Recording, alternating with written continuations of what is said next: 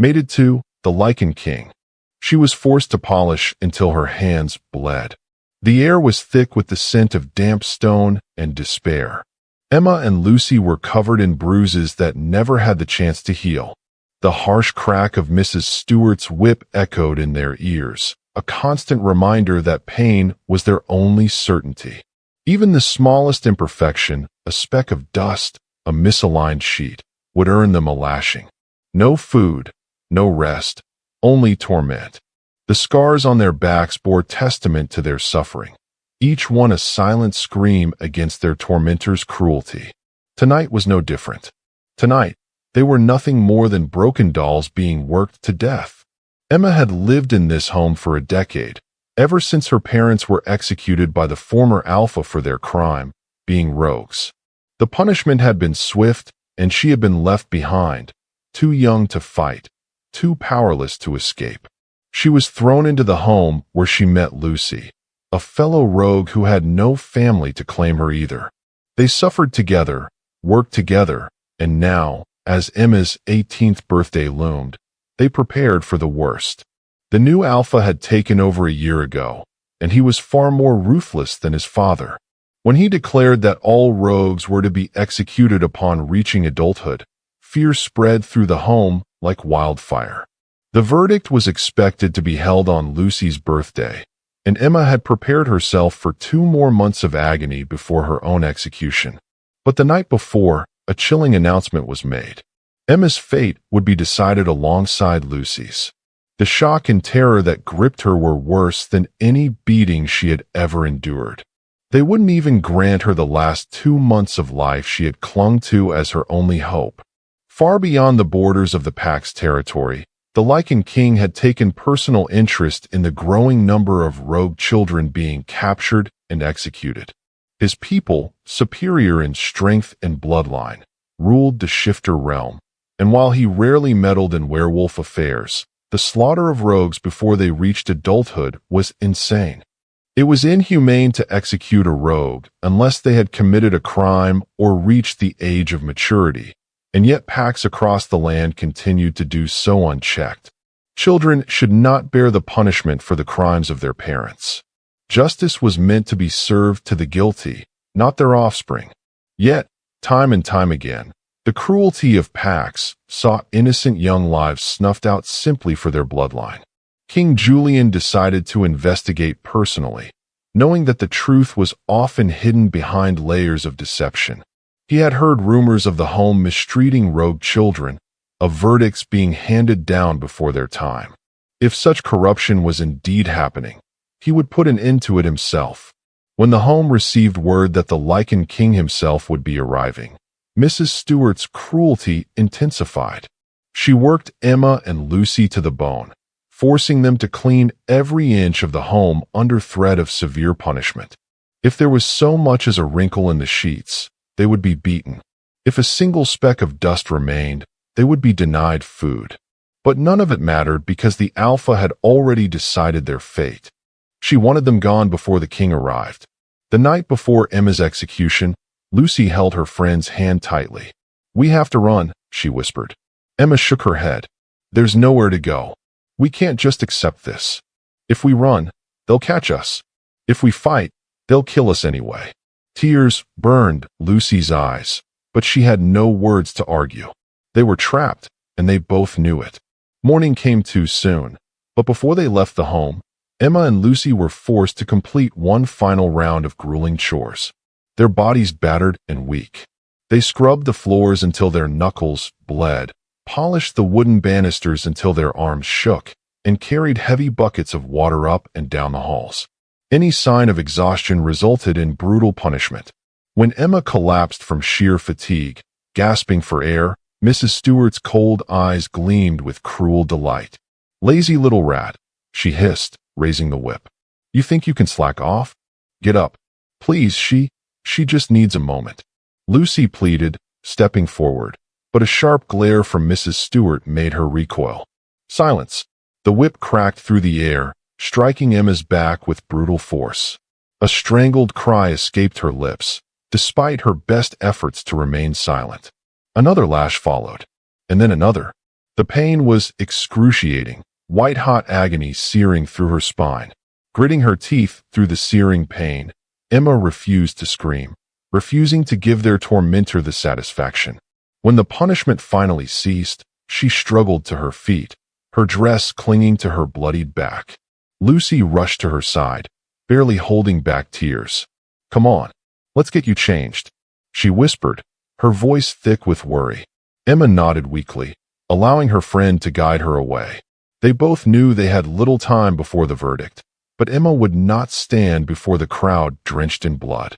It was the last shred of dignity she could claim. As they stepped outside, a convoy of gray luxury cars rolled to a stop in front of the home. Had the king arrived early? Instead, several men in sharp suits emerged. One of them was different, his presence more commanding than the others. Emma dared to glance up for just a second before quickly looking away, her rogue status forbidding her from making eye contact. But in that brief moment, she felt something stir within her. The man's gaze lingered on her, his gray eyes narrowing as if he recognized something in her that he couldn't place. Mrs. Stewart stepped forward to greet them. "Welcome, sir. I assume you are the king." The man scoffed. "I am his beta." A chill ran down Emma's spine when she heard his voice. If the beta was here, then the king was close. But Mrs. Stewart, fearing that the girls would somehow catch the king's attention, quickly ushered them away before they could hear more. As they were walking to town, Emma's instincts screamed that something was wrong. A shiver ran down her spine, a deep unease settling in her gut. The man with the silver eyes. His stare was unrelenting, piercing, as if he was searching for something within her. A strange pull tightened in her chest, an inexplicable draw that made her heart race. Her rogue status forbade her from making eye contact, but she felt compelled, almost as if something inside her yearned to meet his gaze. Who was he? And why did he unsettle her so much? Her breath hitched as she quickly looked away, her pulse pounding in her ears. A strange warmth coiled in her chest, both unsettling and intoxicating. She wasn't sure if it was fear, curiosity, or something else entirely. Why did his gaze feel different? Why did it send shivers down her spine, making her stomach twist in ways she didn't understand? She bit her lip, forcing herself to ignore the strange pull she felt toward the silver-eyed man. Whatever this was, she couldn't afford to acknowledge it. Not today. She couldn't afford distractions. Not today. Whatever that feeling was, she had no time to decipher it. Her fate was already sealed. As they walked down the worn path leading out of town, Lucy glanced toward the distant forest, her voice barely a whisper. "If we were stronger, we could run." Emma followed her gaze, her chest tightening. The road stretched endlessly before them, an impossible escape shimmering just out of reach. "We wouldn't make it," she murmured. "Not like this. I hate this. Knowing we're walking to our deaths, and there's nothing we can do." Emma swallowed hard, gripping Lucy's wrist. "We keep moving. No matter what happens, we don't show them fear." Lucy nodded, but her fingers trembled in Emma's grasp. The feeling of eyes watching them only grew stronger, and despite everything, Emma couldn't shake the lingering pull of the silver-eyed man. He had unsettled her, but he had also felt different. Emma was forced to her knees in the square, her hands bound strongly behind her back as the Alpha stood over her, his blade gleaming in the morning light. He was alone, the master of their fate, his authority unquestioned. She could feel Lucy's presence just a few feet away, standing to the side, her body shaking with silent sobs. The Alpha stepped forward, his voice echoing through the hushed crowd. "These rogue abominations have no place in my pack. They are stains upon our kind. Today I purge the earth of this filth." His eyes darkened as he lifted his sword. "You will die." "No, no, please," Lucy cried, her voice breaking, but the guards held her firmly in place. The Alpha sneered at Emma, tightening grip on his sword. "Filthy rogues, this is the price for your kind." Emma's body trembled, but she lifted her chin, refusing to give him the satisfaction of her fear. The blade was raised, the crowd silent, waiting for the inevitable. The end was moments away, but just as the blade was about to descend, a thunderous voice rang out. "Stop!"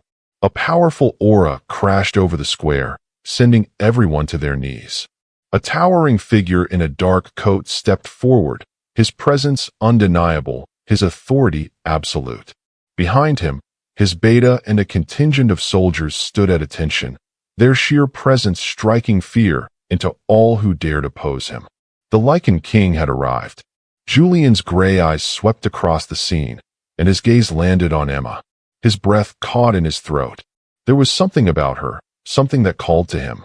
And yet, she was just a rogue. But as he looked at her bruised, bloodied, and on her knees, something inside him snapped. His wolf roared to life, howling with unrestrained fury, clawing at his consciousness. The sight of her in such a state, moments from execution, made his instincts go wild with possessiveness and rage. He clenched his fists, barely holding himself back. This wasn't just pity or outrage. This was something deeper, something primal. His wolf demanded action, demanding that he take her, protect her. And Julian had never felt anything so intense in his life. "You cannot execute her," Julian declared, his voice laced with command. "She has not yet reached maturity." The Alpha clenched his jaw, straightening his posture as he glared at the Lycan King. "With all due respect, Your Majesty, the law states that the Alpha of the pack has the final say over rogues within his territory. I have decided they will die today." Julian's gray eyes darkened, his voice a quiet storm. His wolf bristled beneath the surface, a possessive growl threatening to escape as he fought for control. The sight of Emma, trembling yet defiant, ignited something primal within him, something undeniable. His wolf recognized her, claimed her, but Julian refused to acknowledge the growing pull. "Not yet. You forget another law. Alpha, the maturity law." Julian's voice was low, menacing. "Rogues are not to be executed before they have reached the age of maturity, unless they have committed a crime. This girl," he gestured toward Emma, "is not yet 18. The Alpha scoffed. "That law does not apply here. She is a rogue. She does not deserve the privilege of such laws." A deadly silence fell over the square. Julian took a slow step forward, his presence suffocating, his wolf dangerously close to the surface. "You dare challenge me?" His voice was low, lethal. "You, an alpha of a mere werewolf pack, believe you hold more authority than the Lycan King." His beta and soldiers tensed, their hands clenched, prepared for any sign of defiance. Emma was forced to her knees in the square, her hands bound tightly behind her back as the Alpha stood over her, his blade gleaming in the morning light. He was alone, the master of their fate, his authority unquestioned. She could feel Lucy's presence just a few feet away, standing to the side, her body shaking with silent sobs. The Alpha stepped forward, his voice echoing through the hushed crowd. "These rogue abominations have no place in my pack.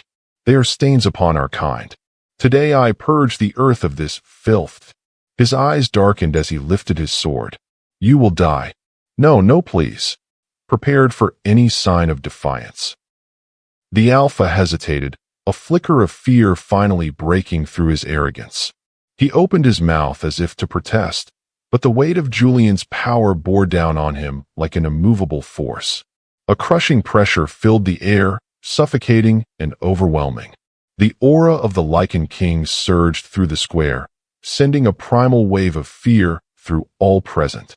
The Alpha's fingers twitched around his sword, but he couldn't hold it. His grip loosened, and with a clatter, the blade slipped from his grasp, hitting the ground at his feet. His breath came in shallow, uneven gasps as the realization set in. He was nothing compared to the king standing before him. Julian's eyes never left him, unyielding, merciless, ruthless.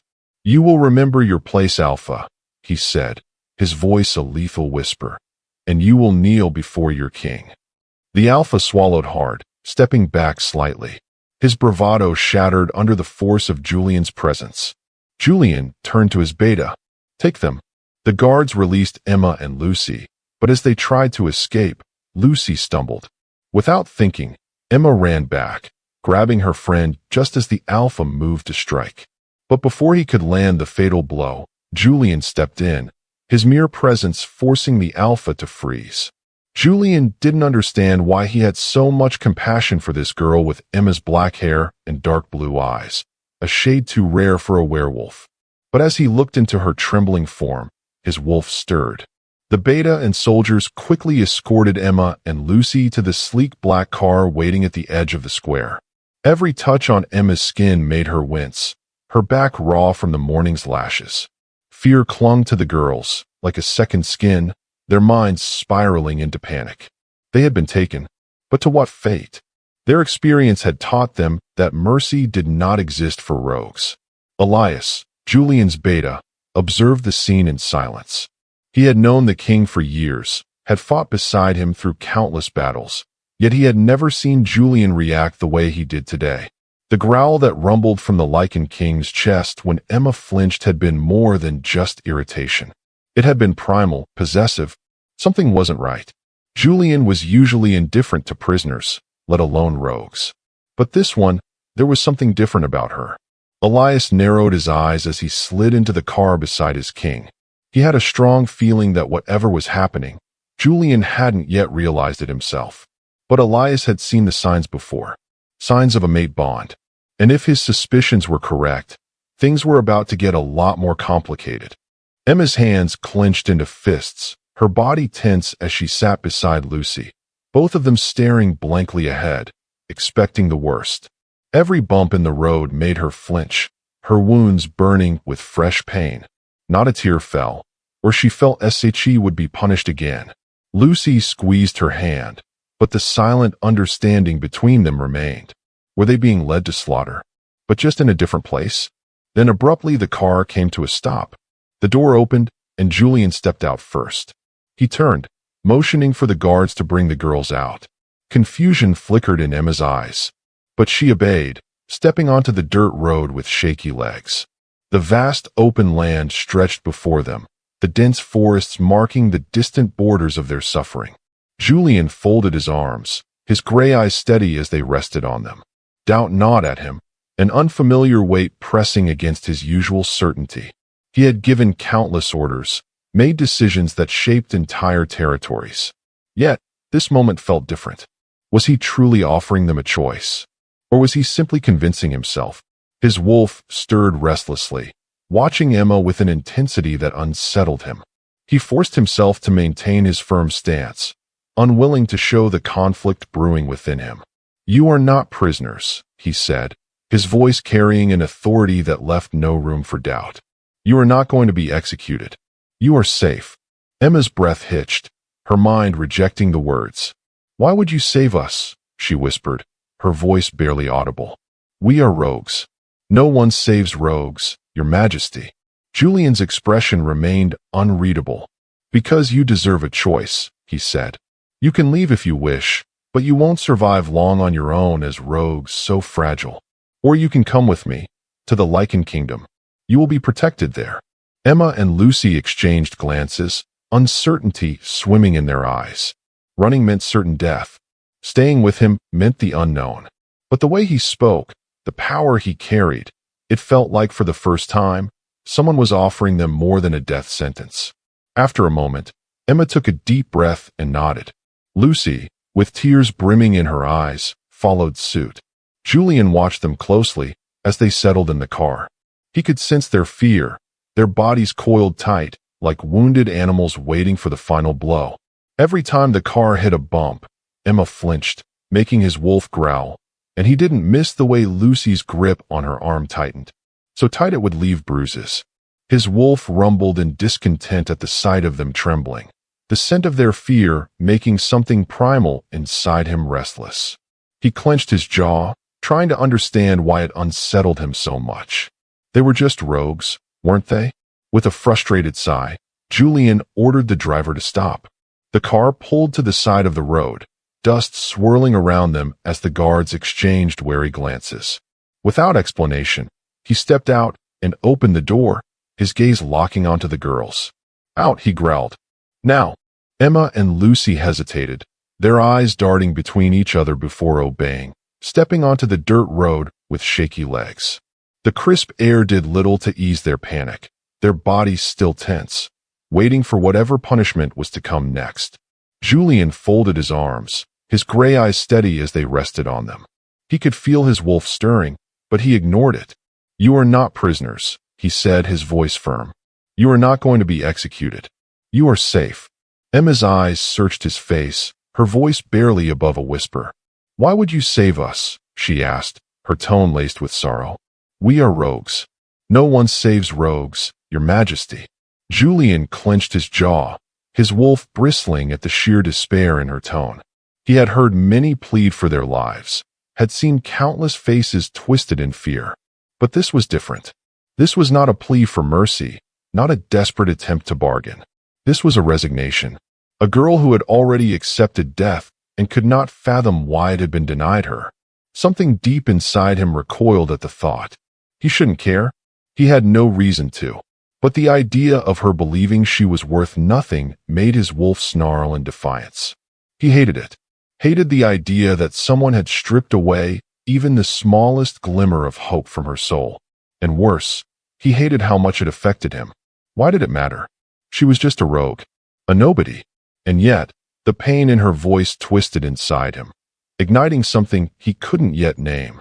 Julian felt something inside him ease as the girls agreed to come with him instead. Relief.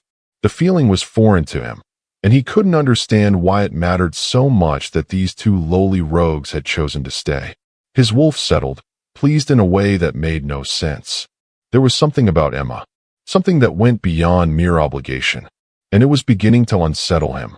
Upon arriving at the Lycan Kingdom, Julian wasted no time in assigning them a place. Though his mind wavered with an uncharacteristic hesitation, he was always decisive, always certain of his actions. Yet something about this moment gnawed at him. Was it empathy? Possessiveness? He quickly pushed the thought aside, unwilling to dwell on the strange emotions bubbling within him. It was his duty to oversee his kingdom, to ensure order. But why did it feel like something far more personal when it came to Emma? Was he being too protective, too involved?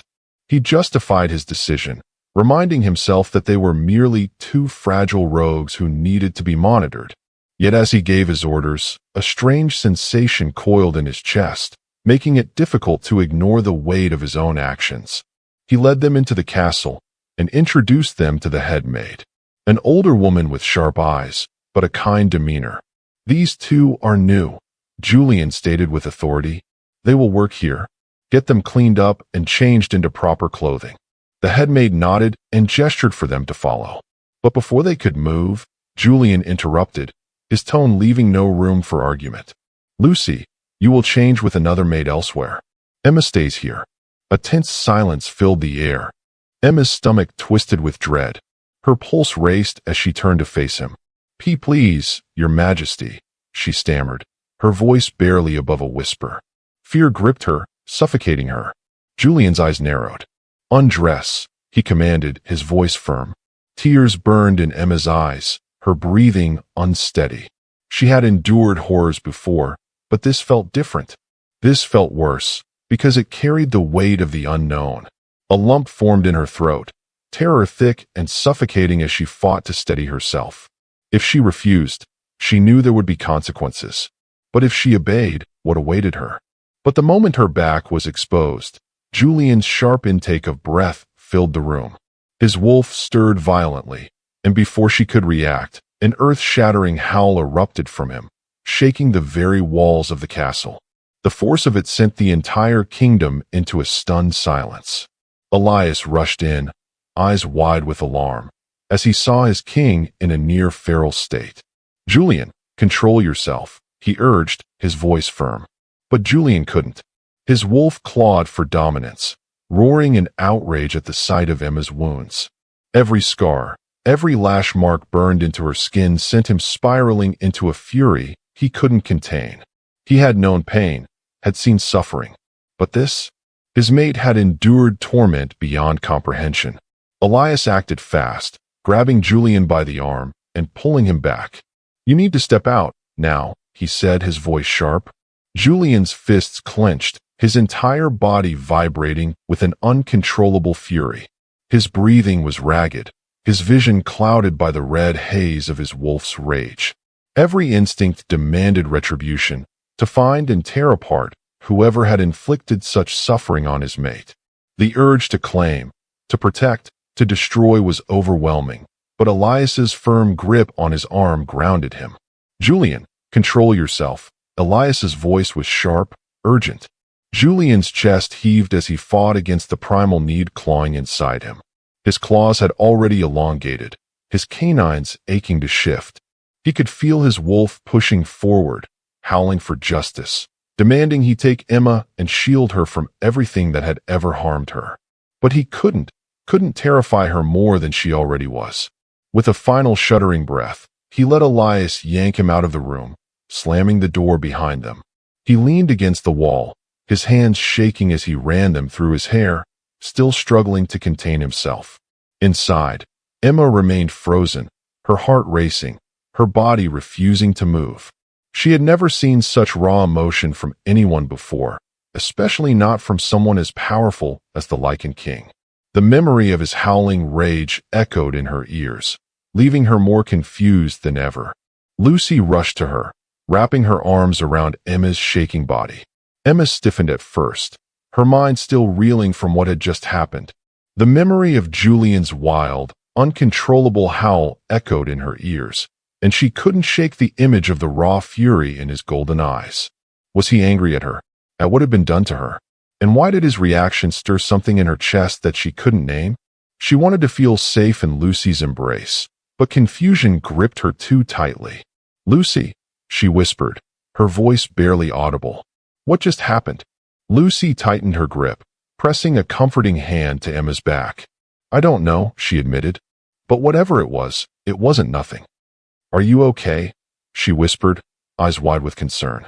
But Emma barely heard her, her thoughts spinning as she stared at the door Julian had disappeared through. What had just happened? And why did it feel like the entire world had shifted in that moment? As the days passed in the Lycan Kingdom, Julian became more protective of Emma. His watchful gaze followed her every move, lingering in ways he didn't quite understand. His wolf grew restless, pacing beneath the surface, demanding to be closer, to protect her. "Why do I feel this way?" he growled to himself, his mind racing with emotions he couldn't quite grasp. He tried to rationalize it, to tell himself she was just a fragile rogue who had endured far too much, and perhaps his protective instincts were simply a result of that. But the way his wolf snarled whenever she flinched, or the way his pulse quickened when she spoke, betrayed his own logic. "I don't understand this," he muttered, his frustration growing. He found himself lingering in places where she was, his presence hovering like a silent guardian, watching over her with an intensity that made his own heart race. "Why do I care so much?" he demanded of himself, his emotions raw and exposed. Why did the sight of her bruised form stir something far deeper than pity? His wolf's restlessness was growing unbearable, and with each passing day, Julian was beginning to realize that this pull, this need to ensure she was safe, wasn't just duty. It was something far more dangerous. One evening, as Julian stood in his office, staring out at the courtyard where Emma was speaking quietly with Lucy, his beta cleared his throat. "Your Majesty, something is off," he remarked, his arms crossed as he leaned against the desk. "I've never seen you this attached to anyone. Your wolf. He reacts too strongly to her pain, her presence." Julian scoffed, turning away from the window. "Don't be ridiculous. She's a rogue, a fragile thing that has seen too much suffering." The beta smirked knowingly. "Then why does your wolf panic every time she leaves the room? Why did he nearly take over when she winced from an old wound?" Julian opened his mouth to refute it, but the words died on his tongue. His breath hitched, a sudden rush of heat surging through his chest. His wolf stirred violently, a possessive growl rumbling low in his throat, barely contained. The weight of realization pressed down on him. His pulse hammered, as if his body had recognized the truth before his mind could. His fingers twitched at his sides, his instincts screaming at him to act, to claim, to protect. "She is mine," he growled, the words torn from his lips. The moment stretched, suffocating, as if the air itself had thickened around him. This couldn't be happening. And yet, deep down, he knew. He had known from the moment he saw her. She was his. His breath hitched, and a sharp, unfamiliar pang shot through his chest. His wolf stirred violently, clawing at the edges of his consciousness, demanding Tio be acknowledged. The air in the room felt heavier, suffocating, as if something monumental had just shifted. He clenched his fists, his nails digging into his palms, struggling to steady his racing heart. The realization was impossible to ignore. His instincts screamed at him, the connection undeniable, and yet he fought against it, unwilling to accept what was becoming painfully clear. His wolf stirred within him, a possessive growl rising in his chest. His beta's words echoed in his mind, confirming what he had refused to acknowledge. She is mine, his heart whispered, the realization settling in his chest like a thunderclap. He had known since the moment he stopped that blade from taking her life. He had known from the way his wolf roared in fury when she had been whipped. And now, as the revelation struck him with a force he hadn't been prepared for, his heart pounded with something unfamiliar. She is my mate, he breathed, the words almost too much to bear. The strongest Lycan, the king of their realm, was mated to a rogue, an orphaned, broken girl with eyes that shimmered like the deepest ocean, holding both sorrow and resilience. Her black hair cascaded around her delicate face, catching the dim light in a way that made his breath hitch. There was something ethereal about her, something fragile yet unyielding. The contrast of her battered body and unwavering spirit sent a jolt of something unrecognizable through him. His wolf, no longer just restless, but desperate, howling in triumph, claiming her in a way Julian had never experienced before. And for the first time in his life, he felt utterly powerless against fate. Weeks passed, and under Julian's guidance, Emma and Lucy grew stronger. Lucy was the first to resurface, her wolf shifting with ease, as though she had been waiting for the chance all along. Her wolf was agile, fierce, and full of pent-up strength she had never been allowed to unleash. The warriors and trainers were impressed by her rapid progress, her wolf responding as though it had always known it belonged among them. Julian had pushed them both hard, but with Emma, he had been relentless. He knew that if she didn't find her strength, she would always feel like she didn't belong.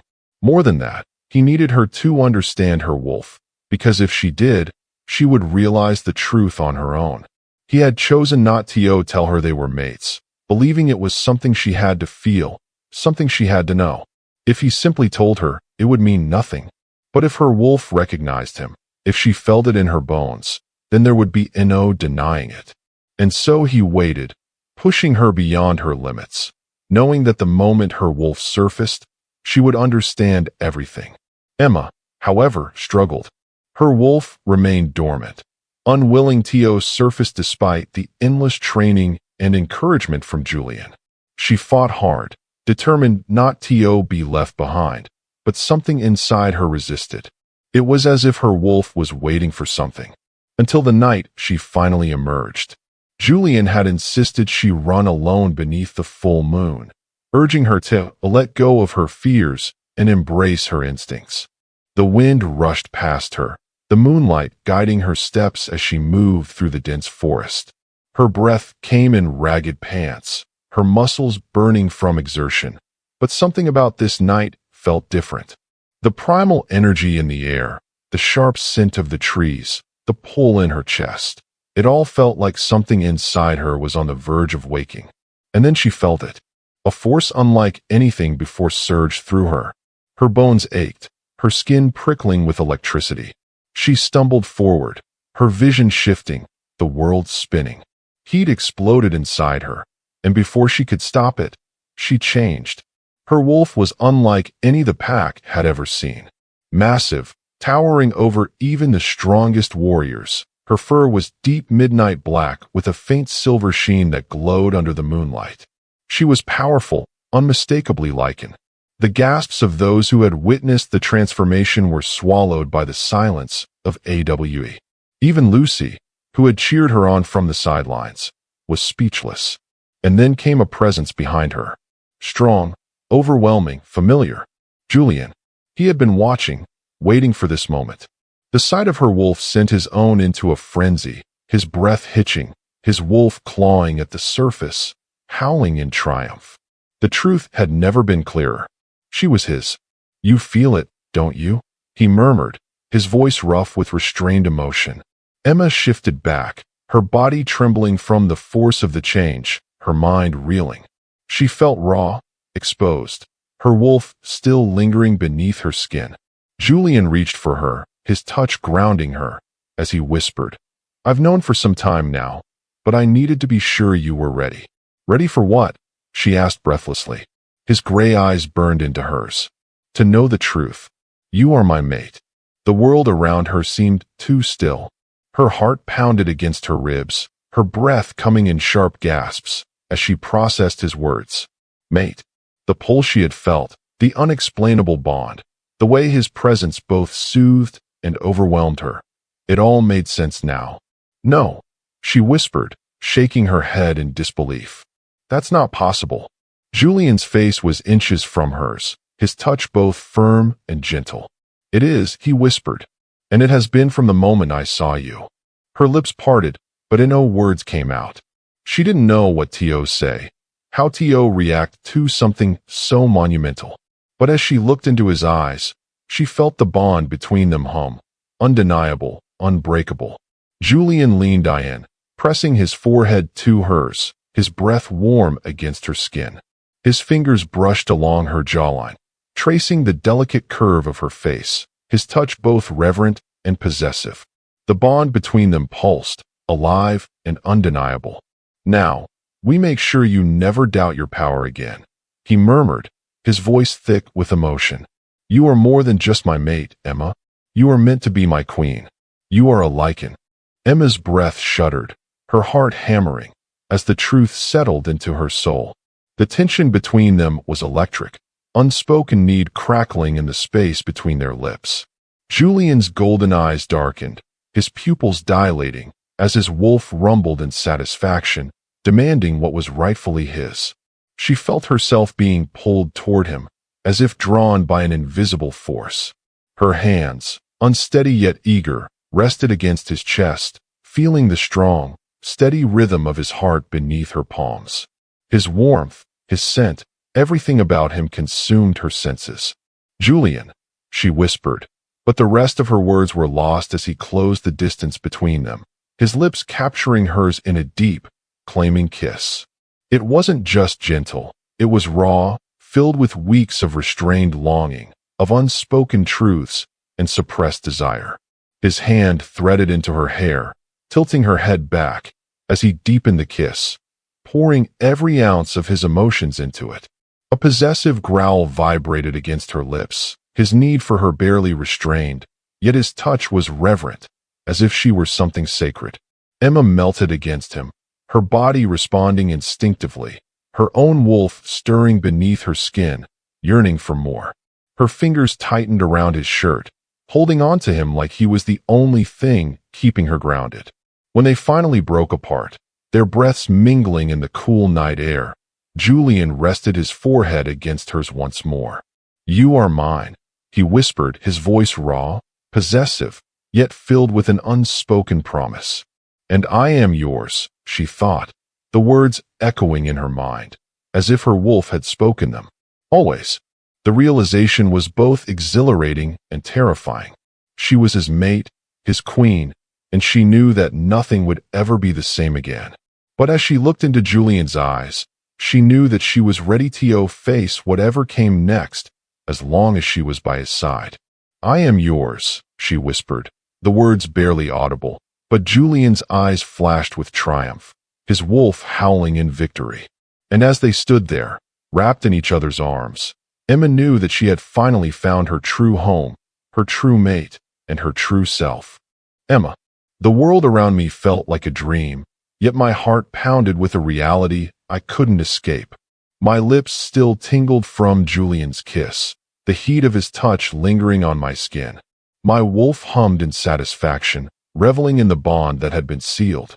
But my mind, my human side, was in chaos. This wasn't supposed to happen. I was just a rogue, an outcast, a girl who had spent her life fighting to survive. And now, suddenly, I was meant to be queen. My mate was the Lycan King, the most powerful being in our realm. It was too much, too fast. Panic clawed at my chest. My breath came too fast, too sharp. Julian's eyes darkened with passion, searched mine, as if he could feel my hesitation. My lips parted, but no words came out. I couldn't breathe. I did the only thing I knew how to do. I ran. Spinning on my heel, I bolted into the forest, my muscles burning as I forced my legs to carry me away. Away from the truth I wasn't ready to face. Away from the mate I couldn't accept. Emma. Julian's voice was sharp, commanding. My wolf whimpered at the sound of her mate's call, but I ignored her. Emma, stop. But I couldn't. I needed space. I needed air. I needed to figure out who I was before I let fate decide it for me. Julian. She ran. The moment our lips parted, she turned and vanished into the night, her scent disappearing into the dense forest. My body screamed to chase her, to drag her back where she belonged. At my side, my wolf raged inside me, howling in frustration as she was mine, my Lycan mate. But I forced myself to still. If I chased her now, I would only be confirming her fears, that I was a beast who took what he wanted, without regard for her feelings. No, I had to let her go and give her space. Elias appeared at my side, his sharp eyes watching the direction Emma had fled. He let out a low sigh, crossing his arms. "You're letting her go?" he asked, his voice carrying both understanding and concern. I clenched my fists, every instinct demanding I chase after her, but I shook my head. "She needs time," I muttered, though the words tasted bitter on my tongue. Elias studied me for a moment before nodding. "You know she'll come back to you," he said. "The bond won't let her stay away for long. But until then, you need to keep your wolf in check. The pack is already watching closely. If they sense weakness—" "I am not weak," I growled, my eyes flashing dangerously. Elias smirked slightly, but held up his hands. "Of course not," he said. "But you, my friend, are a king, and a king cannot afford to look desperate. Give her space, but don't lose sight of her. You know she's meant for you." His words did little to ease the tightness in my chest, but he was right. I had to be patient, even when every part of me burned to claim what was mine. "Do you want us to track her?" I clenched my fists, my muscles tightening with restraint. "No, not yet. Give her space." Elias nodded. This was something deeper, something that had to play out on its own. Still, the thought of her out there alone, vulnerable, made my blood boil. I turned back toward the palace, my mind already working through how I would bring her back. She was scared, overwhelmed, but she was my mate. She would return to me, and when she did, I would make sure she never run again. Emma. I didn't stop running until my lungs burned and my legs screamed in protest. The night air was sharp against my skin, but I welcomed the cold. It reminded me that I was still in control, still free. Lucy was close behind me, her breath coming in sharp gasps as she caught up. "Emma, what the hell was that?" she demanded. "You just left the Lycan King standing there after that kiss." I shook my head, running a shaky hand through my tangled hair. "I don't know, Lucy. I can't do this. It's too much." Lucy grabbed my shoulders, forcing me to meet her gaze. I stiffened at the intensity in her eyes, my heart pounding as her words cut through my turmoil. "You have to stop thinking you're just a rogue," she said, her voice filled with conviction. "You shifted, Emma, and not into just any wolf. You're a Lycan. That means something." My stomach twisted, and what if I don't want it to mean anything? I asked, my voice laced with doubt. "What if I just want to be me?" Lucy's expression softened. "You're scared?" she asked, her voice gentle. "I get it. But running isn't going to change who you are, and it's definitely not going to change the fact that Julian is your mate." Before I could respond, a low voice interrupted the quiet of the night. Well, the so-called queen has run away. How pathetic."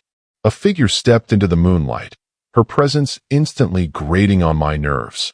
She was tall, with flowing blonde hair and sharp, calculating eyes. Her beauty was undeniable, but there was something cruel about the way she smiled. "Who are you?" I demanded, my voice stronger than I felt. She tilted her head, amusement dancing in her expression. "You don't know?" she asked, her voice taunting. "I'm Mona Lisa, and before you came along, I was the one meant to be Julian's mate." A cold dread settled in my stomach, and she smirked. "And I'm here to make sure you don't ruin what's mine." Lucy let out a low growl, stepping in front of me before I could react. "You don't belong here, Mona Lisa," she said, her voice steely. "And you sure as hell don't have any claim over Julian. Destiny chose Emma as his fated mate." Mona Lisa's smirk faltered for a brief second before she sneered. "A rogue could never be queen." Lucy took a step forward, her presence crackling with defiance. "She already is. And if you have a problem with that, I suggest you take it up with the Lycan King himself." Mona Lisa hesitated, her calculating eyes flickering between us before she scoffed. "This isn't over. You don't belong here. You never will." With one last glare, she turned on her heel and disappeared into the shadows, her scent fading with the wind. I let out a shaky breath, my entire body trembling. Lucy placed a firm hand on my shoulder, grounding me. "Don't let her get inside your head, Emma," she said, her voice steady. "She's just bitter because Julian never wanted her." I swallowed hard, my mind swirling with uncertainty. What if she's right? I asked, my voice laced with doubt. What if I don't belong here? Lucy squeezed my shoulder, then proved her wrong. "You are more than a rogue, Emma," she said, her voice filled with conviction. "You are strong, Emma. And whether you accept it or not, you were born for this." Her words settled in my chest, warm and grounding. I still didn't have all the answers, but for now I knew one thing. I took a deep breath, feeling a sense of determination rise up within me. I would face whatever came next, and I would do it with courage. Lucy smiled, as if she could see the change in me. "That's my girl," she said, her voice filled with pride. And together, we walked back into the night, ready to face whatever lay ahead. I wasn't going to let Mona Lisa decide my fate. "Come on," Lucy said, nudging me gently. "Let's go back." By the time we reached the pack house, exhaustion had begun to set in, but the sight that awaited us wiped away any lingering doubt or fatigue. The headmaid stood at the grand entrance, her expression composed but expectant. "Welcome back, Luna," she said with a respectful bow. The title sent a ripple of uncertainty through me. But before I could react, she continued, "Your suite has been prepared, as is customary." Lucy's eyes widened as we followed the maid inside and up the grand staircase, past hallways lined with golden sconces and rich tapestries. When the double doors to my new living quarters swung open, I inhaled sharply. The Luna suite was breathtaking. A massive four-poster bed with intricate carvings dominated the center of the room, draped in deep navy and silver fabrics. A big, beautiful fireplace crackled to one side, casting flickering light across the polished floors and velvet-covered seating areas. Candles glowed from every corner, their soft scent mixing with the fresh night air that drifted in through a set of towering windows. Beyond them, a sprawling terrace overlooked the vast moonlit lands, the view stretching endlessly into the distance. A plush sitting area and an ornate writing desk sat neatly arranged near the grand walk-in closet, its doors slightly ajar, revealing empty shelves waiting to be filled. To the right, an opulent bathroom awaited, complete with a massive soaking tub carved from dark stone. Glistening under the soft chandelier light, gold fixtures adorned the space, while plush towels and fine soaps had already been laid out. It was a far cry from the cramped cold spaces I had known all my life. "Emma, look at this place," Lucy breathed, spinning an AWE.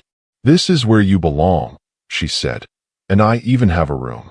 She pointed at a connected chamber, one usually reserved for a nanny, but still a considerable upgrade from what either of us had ever known. A small group of maids entered, bowing slightly before approaching me. "Luna, we've drawn your bath," they said. "We have prepared some basic garments for now, but your wardrobe will be tailored soon to fit your station." Still overwhelmed, I let them lead me into the luxurious bathroom, where warm water and fragrant oils awaited. I sank into the tub, my tense muscles finally relaxing. The maids worked carefully, washing away the dirt and tension, their hands gentle but efficient. When I emerged, I was dressed in a simple yet elegant gown, the fabric far softer than anything I'd ever worn before. As I stepped back into the main suite, Lucy flopped onto the grand bed, sighing dramatically. "I vote we sleep right here tonight," she said. I chuckled, but the idea was tempting. My heart was still heavy with uncertainty, my mind racing with doubts, especially after that threatening encounter. But at least for tonight, I wasn't alone. I crawled onto the bed beside her, letting the warmth and softness embrace me. As the fire crackled and the soft glow of candles flickered around us, Lucy whispered, "You've come so far, Emma, and this is only the beginning." For the first time, as sleep crept in, I allowed myself to believe she might be right. Encouraged by Lucy, I finally gathered the courage to seek out Julian. My heart pounded as I approached his study, my fingers curling into nervous fists at my sides. The guard stepped aside at my presence, allowing me entrance. Julian was standing by the window, his back tense, his hands folded behind him. The moment I stepped inside, his head turned, his gray eyes locking onto mine with an intensity that made my breath hitch. "Emma," he said, his voice low, controlled, but I could sense the tension beneath it. I swallowed hard. "I wanted to apologize for running," I said, but before I could finish, Julian was in front of me, closing the distance between us with unnerving speed. "You needed time," he said softly. "I understand that. But that doesn't mean I enjoyed watching you leave." His fingers brushed against my arm, a feather-light touch that sent shivers down my spine. "You are mine, Emma," he said, his voice filled with conviction. "And no matter how much you fight it, no matter how much time you think you need, the bond will always bring you back to me." My breath caught, my heart racing.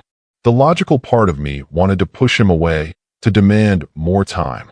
But my wolf ached for him, for the connection that had been forged between us. Julian's gaze darkened as he leaned in, his voice barely above a whisper. "The more you shift, the more you'll understand who you are, who we are. And when that time comes, you will never doubt where you belong again." I shuddered, my body betraying me as heat pulled in my core. He was right. I could feel it. And no matter how much I wanted to fight it, I knew I was only delaying the inevitable. I was his, and he was mine. This morning, the entire kingdom was buzzing with whispers and speculation of what happened last night. The news of Emma's shift, of what she truly was, had spread like wildfire. A rogue turned Lycan Queen. It was unheard of, and the reactions were mixed. Some spoke of her transformation in reverence, whispering about the return of an ancient bloodline. Others doubted, questioning how someone born outside of the like and elite could wield such power and stand beside the king. Even within the palace walls, warriors and nobles debated in hushed voices. Some believed fate had chosen Emma for a reason, while others saw her as an anomaly, an unworthy outsider thrust into a position she did not deserve. The tension was palpable, and the weight of their judgment loomed over the castle like an impending storm. But the reach of this revelation extended far beyond the kingdom's borders. The news had traveled across lands, reaching those who had once cast Emma aside, those who would see her fall before they accepted her as their queen. Emma and Lucy couldn't ignore the shifting atmosphere within the pack. Whispers followed Emma wherever she went, some filled with awe, others with skepticism. Even among the castle staff, tensions were rising. Some maids and warriors accepted Emma's presence, while others remained hesitant, unable to fully accept a former rogue as their future queen. One evening, as Emma and Lucy walked through the pack lands, they noticed the stark contrast between the palace's grandeur and the struggles of ordinary pack members. The further they wandered, the more evident it became that some parts of the pack lands had been neglected. The marketplace was worn. Families struggled to maintain their homes. And the home, a place that should have been a sanctuary, was falling apart, a painful reminder of the life Emma had endured. Lucy turned to Emma, eyes filled with determination. "We can change this," she said. Emma hesitated. "Do you really think they would listen to me?" she asked. Lucy grabbed her hand, squeezing it tightly. "You're their Luna," she said. "Whether they like it or not, you have the power to make things better. Let's start with the home. No child should ever go through what we did." A spark lit within Emma. She may not have been ready to fully embrace her role as queen, but she could do this. She could make a difference. That night, as the castle settled into quiet, Emma sat in her chambers, her mind restless. With a flickering candle casting shadows on the walls, she scribbled ideas onto a parchment, her thoughts consumed by what she had seen in the Pack Lands earlier that day. Images of the Pack Lands, the struggling families, and most of all, the neglected home haunted her thoughts. She couldn't ignore what she had seen. The stark contrast between the grandeur of the palace and the hardships of the pack members. This was her home now, and if she was to be queen, she wanted to change things for the better. The next morning, with the first rays of sunlight breaking over the horizon, Emma made her way to Julian's study. The parchment clutched tightly in her hands. Determination burned in her chest as she prepared to present her vision for the pack. Julian was seated at his desk, scanning over reports, but the moment she entered, his gaze lifted, and a small smile played on his lips. "You look brighter this morning," he observed, a hint of approval in his tone. "Did you rest well?" Emma hesitated for a moment before stepping forward, clutching the parchment in her hand. "I wrote down some ideas," she admitted.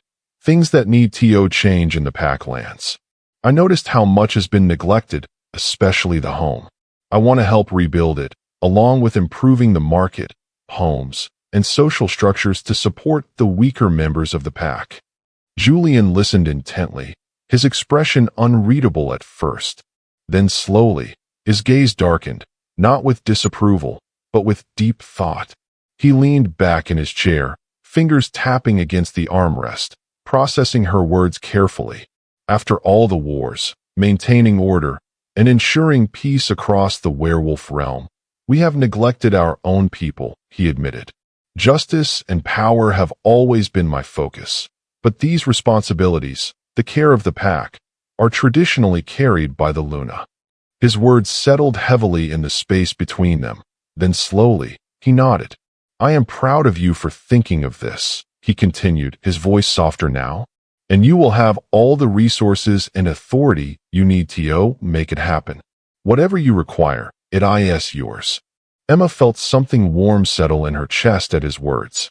She had expected resistance, or at least hesitation. But instead, he had given her full support. For the first time, she felt as if she was stepping into something bigger than herself. Not because of the title, but because of the difference she could make through her voice. With Julian's full support behind her, Emma wasted no time. She and Lucy got help from Elias and immediately gathered the head architect, key advisors, and members of the pack leadership to discuss the reconstruction of the home, improvements to housing, and better trade routes for the market. The meeting was intense, but as Emma spoke with passion and clarity, the skepticism in the room began to shift. This was her chance to rewrite her fate and the fate of those who had been forgotten. But while Emma worked to rebuild the pack, she began noticing small signs of discontent. Some pack members whispered when she passed, their expressions filled with doubt. Others outright avoided her, their loyalty to Julian unquestionable, but their acceptance of her as Luna still uncertain. The more she worked to improve the pack, the more she overheard murmurs questioning her right to rule, and at the center of it all, Mona Lisa. Elias had begun to take notice of the growing whispers in the halls, particularly those surrounding Mona Lisa. Ever watchful, he observed how she moved within the court, planting subtle doubts among those already hesitant about Emma's rise. His instincts warned him that her presence was more than just bitterness. She was scheming. Not one to let threats linger, Elias sought out Julian, finding him in the war room. Mona Lisa is not letting this go, he said plainly. I've seen how she speaks to the nobles and pack members, twisting their opinions. She is planting seeds of doubt, and if left unchecked, she will turn the court against Emma. Julian exhaled sharply, his jaw tightening. I did not suspect this much from her, but I have let her go her way for too long. It's time to remind everyone who they are and what their place is. Elias met his gaze, his expression unwavering. Then we need to act before those seeds take root. Mona Lisa, still fuming from her previous confrontation with Emma, had escalated her efforts. She did not just whisper doubts in the corridors. She took every opportunity to publicly undermine Emma's presence. During a routine inspection of the market district, Emma had been discussing plans with merchants when Mona Lisa sauntered into the square, her voice loud enough for all to hear. A queen should be marked, Mona Lisa drawled, her lips curling into a smirk. She eyed Emma. Or at least, that's what I was always taught. Perhaps you're not certain of your place here, you pretend to be. The crowd murmured, a few nodding hesitantly. The weight of Mona Lisa's words hung in the air. Emma felt their eyes flicker to her neck, where no mark yet rested. Heat flushed her skin, not in embarrassment, but in anger. Mona Lisa was stoking the doubt that had already begun to spread. Before Emma could respond, Lucy stepped forward, her voice cutting through the tension. She is queen because she is Julian's mate. That is not for you, or anyone else, to question.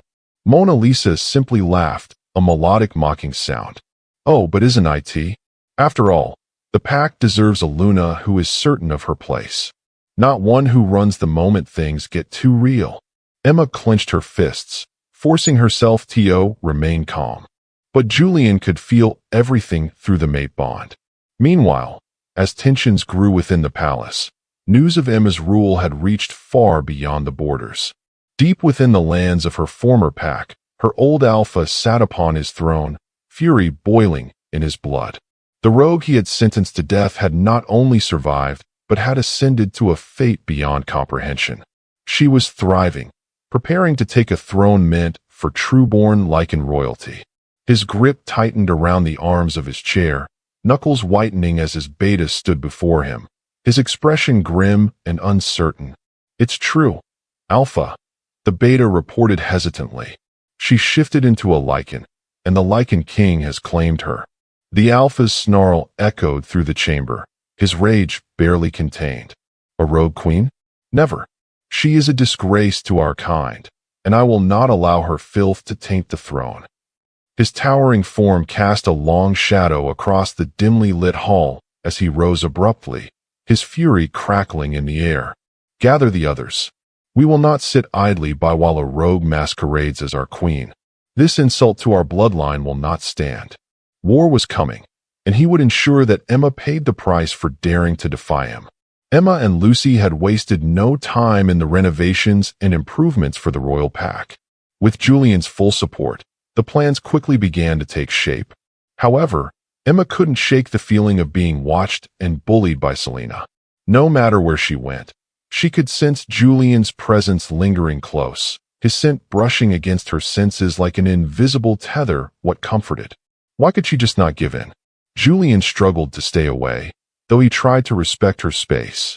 The bond pulled at him constantly, making it nearly impossible to focus. Every moment she was near, her scent consumed his senses, driving his wolf mad with the need to claim her. He had led armies, conquered wars, and commanded loyalty from thousands. Yet this one woman, his mate, was unraveling him piece by piece. He was losing the battle against himself, and the longer she kept her distance, the closer he was to breaking. Elias had taken notice of his alpha's unease. As beta, he had seen Julian face countless battles, navigate political unrest, and command entire armies without faltering. But now, the great Lycan King was undone by one woman, his mate. One afternoon as Julian returned from an exhausting training session, Elias leaned against the entrance of the war room, arms crossed. You do realize that running yourself into the ground won't make the bond go away, right? Julian exhaled sharply, raking a hand through his hair. I'm not trying to make it go away. I'm trying to control it.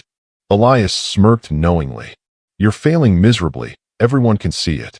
You're distracted, restless. You're the strongest alpha in the untamed wolf. Julian shot him a sharp glare, but Elias didn't back down. If you want her, go after her. If you want to wait, then at least stop pretending you can just ignore this, because it's tearing you apart. Julian clenched his jaw, but said nothing. Elias sighed, shaking his head. She's not running forever, Julian. But if you keep holding back, someone else might reach her first. The thought sent a dangerous growl rumbling in Julian's chest, his wolf bristling at the very suggestion. Elias simply smirked, knowing his words had hit their mark before walking away, leaving Julian to his thoughts and his burning, inescapable need for his mate. Lucy noticed Emma's struggle, the way her hands would tighten at her sides when she caught Julian's scent, the way her eyes would dart to him in a crowd only to quickly look away.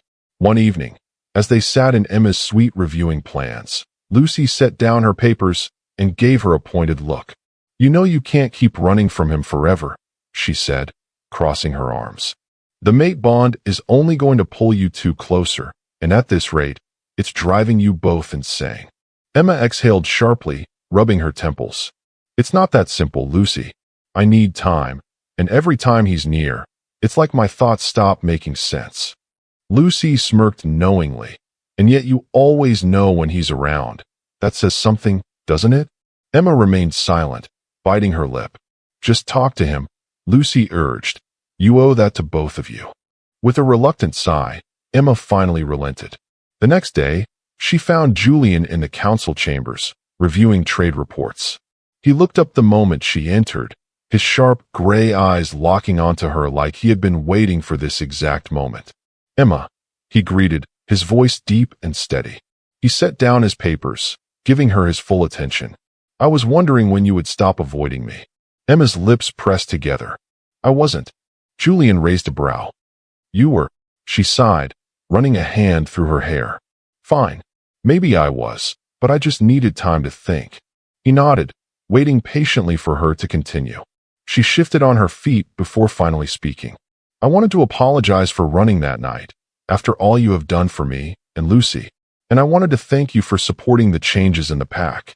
It means a lot to me. Julian leaned forward slightly, his gaze softening. You don't have to thank me. I told you, Emma. I will give you whatever you need. And I'll wait. As long as it takes. Her stomach twisted at the sincerity in his tone, her wolf pushing at the walls she had built around herself. Sensing her hesitation, Julian changed the subject.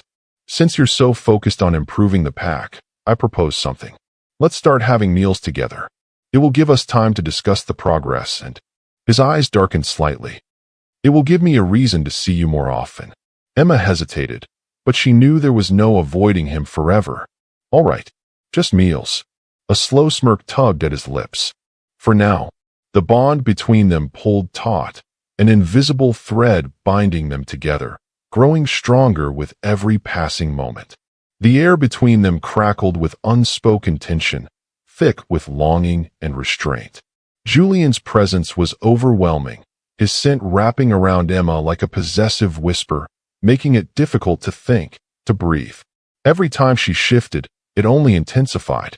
The connection between them deepened, pushing them both to the very edge of control. The meals were not making it any easier. Julian's jaw clenched, his usually composed demeanor faltering. As he fought the instinct clawing at his chest, his wolf demanding he take what was his, to close the space between them and solidify the bond that fate had woven between them. But he held himself back, knowing that she needed to come to him willingly. You feel it too, don't you? His voice was rough, almost strained. The bond, it's getting stronger. Emma's heart pounded as she met his gaze, the magnetic pull between them undeniable. She swallowed hard, fighting the urge to step closer, to surrender to the warmth he offered. But her wolf already knew the truth, whispering it into her very soul. She nodded, unable to deny it any longer. Julian's entire body tensed, his wolf clawing violently at his restraint, demanding that he close the distance between them. The instinct to claim what was his nearly overwhelmed him. The mate bond now pulsed like a living force between them. He exhaled sharply, forcing himself to maintain control. He was the king, and yet around Emma, he felt like a man on the verge of madness. His nights had become restless, plagued by dreams of her scent, the warmth of her body just beyond his reach. Even during the day, when duties demanded his focus, his wolf would stir the moment her presence was near. During council meetings, he found himself distracted, his mind drifting toward her, even when he fought against it. Every breath carried the weight of her presence, and his wolf raged at the distance she continued to place between them. Julian clenched his fists, his control fraying with each passing day. He had spent years mastering himself, reigning in the beast within, but Emma was undoing him, piece by piece. And no matter how much she ran, he knew one undeniable truth. Fate would not let her escape him forever. He trained relentlessly, sparred harder, and buried himself in council meetings, anything to maintain the appearance of control. But it was a thin mask, one that cracked more with every passing day. And when Elias walked in, giving the final report on Selena's doings, Julian's wolf howled powerfully. The whole pack land trembled, knowing and absorbing the power that he radiated. He was mad. This lowly wolf had hurt his mate too many times. Nobody hurts my mate. Julian clenched his fists. His patience had run out. With that howl, he summoned the entire pack to the central courtyard. The torches blazed as the warriors and nobles gathered, their voices murmuring about what was to come. When Emma arrived, she found Julian standing at the center, his expression unreadable. Elias stood at his side, his arms crossed as he observed the pack. Then Julian's voice rang out, his authority undeniable. There have been whispers, doubts, and disrespect toward the one who stands beside me. I will make this clear. Emma is my fated mate, and that makes her your queen. Whether you accept it now or not, you will respect her, and you will honor the bond that has been set by fate itself. The murmurs in the crowd were silenced by the weight of his words. Then his gaze landed on Selena. Step forward, he commanded. Selena hesitated, but she had no choice as she approached. Julian's gray eyes burned with fury. You have spent your days whispering poison into the ears of my people. You have disrespected the woman who stands beside me, and tried to turn this pack against its own Luna. Selena opened her mouth, but Julian silenced her with a growl. You are no longer welcome in my court. You will leave these lands and never return. Your loyalty has failed you, and your schemes end today. The punishment was public, final, and left no room for doubt.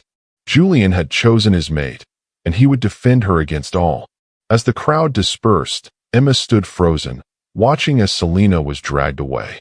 The weight of Julian's actions settled in her chest. He had saved her, protected her, defended her, and made a statement to his people that she was his, whether marked or not. He claimed her. That night, she couldn't sleep. She tossed and turned, replaying his words, his actions, and the certainty in his voice. Relief and warmth curled inside her. He had defended her against the entire pack, had cast Selena out for trying to undermine her. But fear lurked in the shadows of her mind. Was she truly ready for this? For him? The idea of being marked was terrifying, yet at the same time, the thought of rejecting it felt unbearable. Her wolf had been pleading, the bond tugging at her insistently, demanding she acknowledged what she already knew deep down. This wasn't just about fate, it was about choice, and her heart had already made it. And then, without thinking, she found herself standing outside Julian's chamber. She knocked, barely able to breathe. The door opened, and Julian stood there, shirtless, his expression unreadable. Emma. She stepped inside, her heart pounding. I understand now why I need to be marked. Julian's breath hitched, his wolf surging forward at her words. Are you sure? She met his gaze, determination shining in her dark blue eyes. Yes, but beneath her resolve, uncertainty still lingered. She had never given herself to anyone before, had never known the kind of intimacy that came with the mate bond. A flicker of fear crossed her mind. What if she wasn't ready? What if she disappointed him?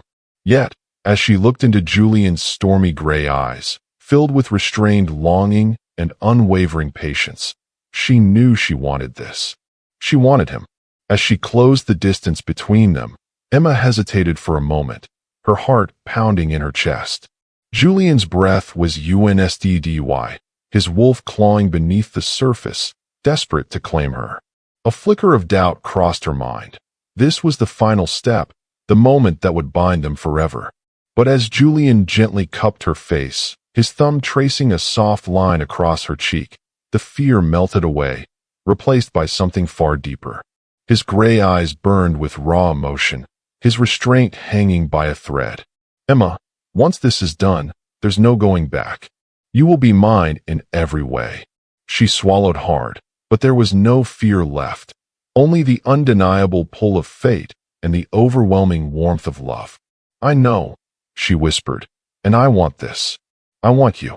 But she had never done this before. Julian's expression softened, his wolf still raging beneath the surface, but he held himself back.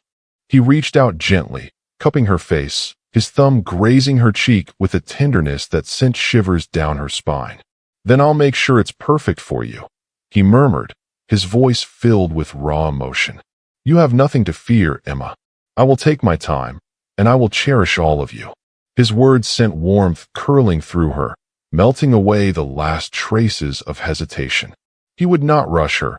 He would make her feel safe, wanted, worshipped. And as she stepped closer, surrendering to the pull of fate, her fear melted away into something deeper, something undeniable. Julian let out a shuddering breath before capturing her lips in a kiss that stole the very air from her lungs. Fire spread through her veins as their bonds surged to life, growing stronger, fusing them together in ways beyond the physical.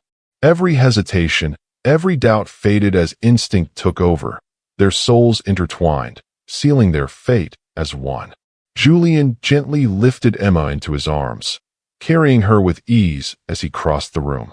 The firelight flickered against his skin, casting shadows that danced along the walls. As he placed her down onto the bed, his movements slow and deliberate, his hands trailed to the edge of her nightgown, his fingers brushing against her skin as he met her gaze, silently asking for permission. Emma's breath hitched, but she gave him a soft nod, trusting him completely.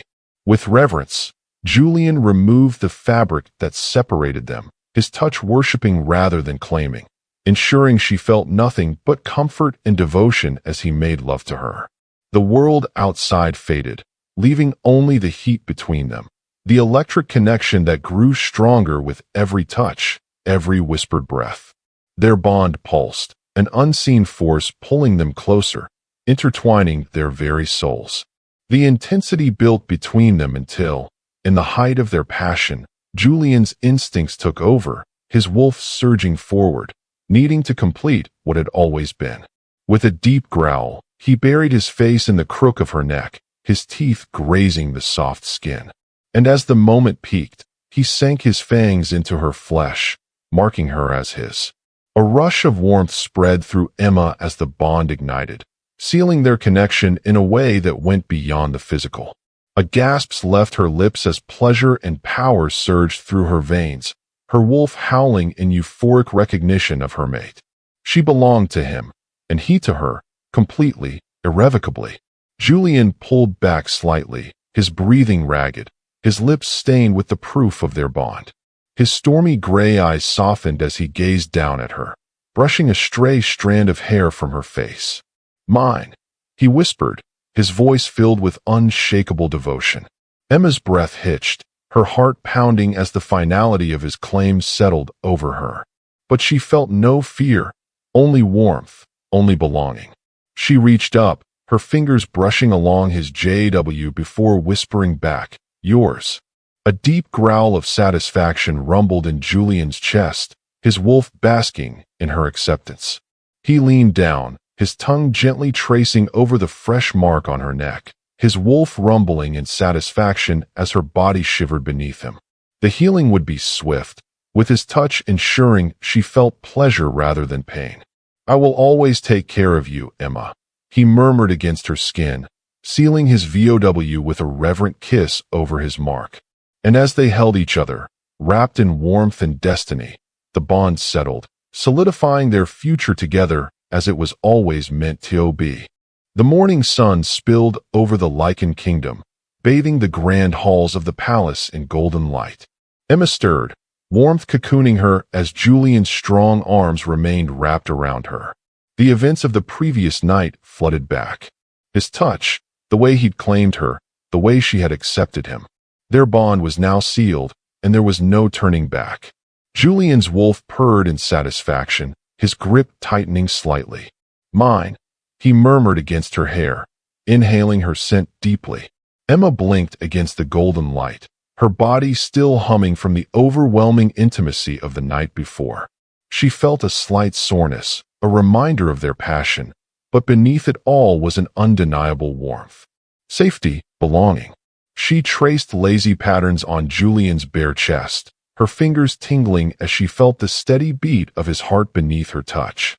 Julian's grip tightened around her waist, his breath warm against her temple. You're thinking too much, he murmured, voice rough with sleep. Emma hesitated before whispering. It still feels surreal, that this is real, that I belong here.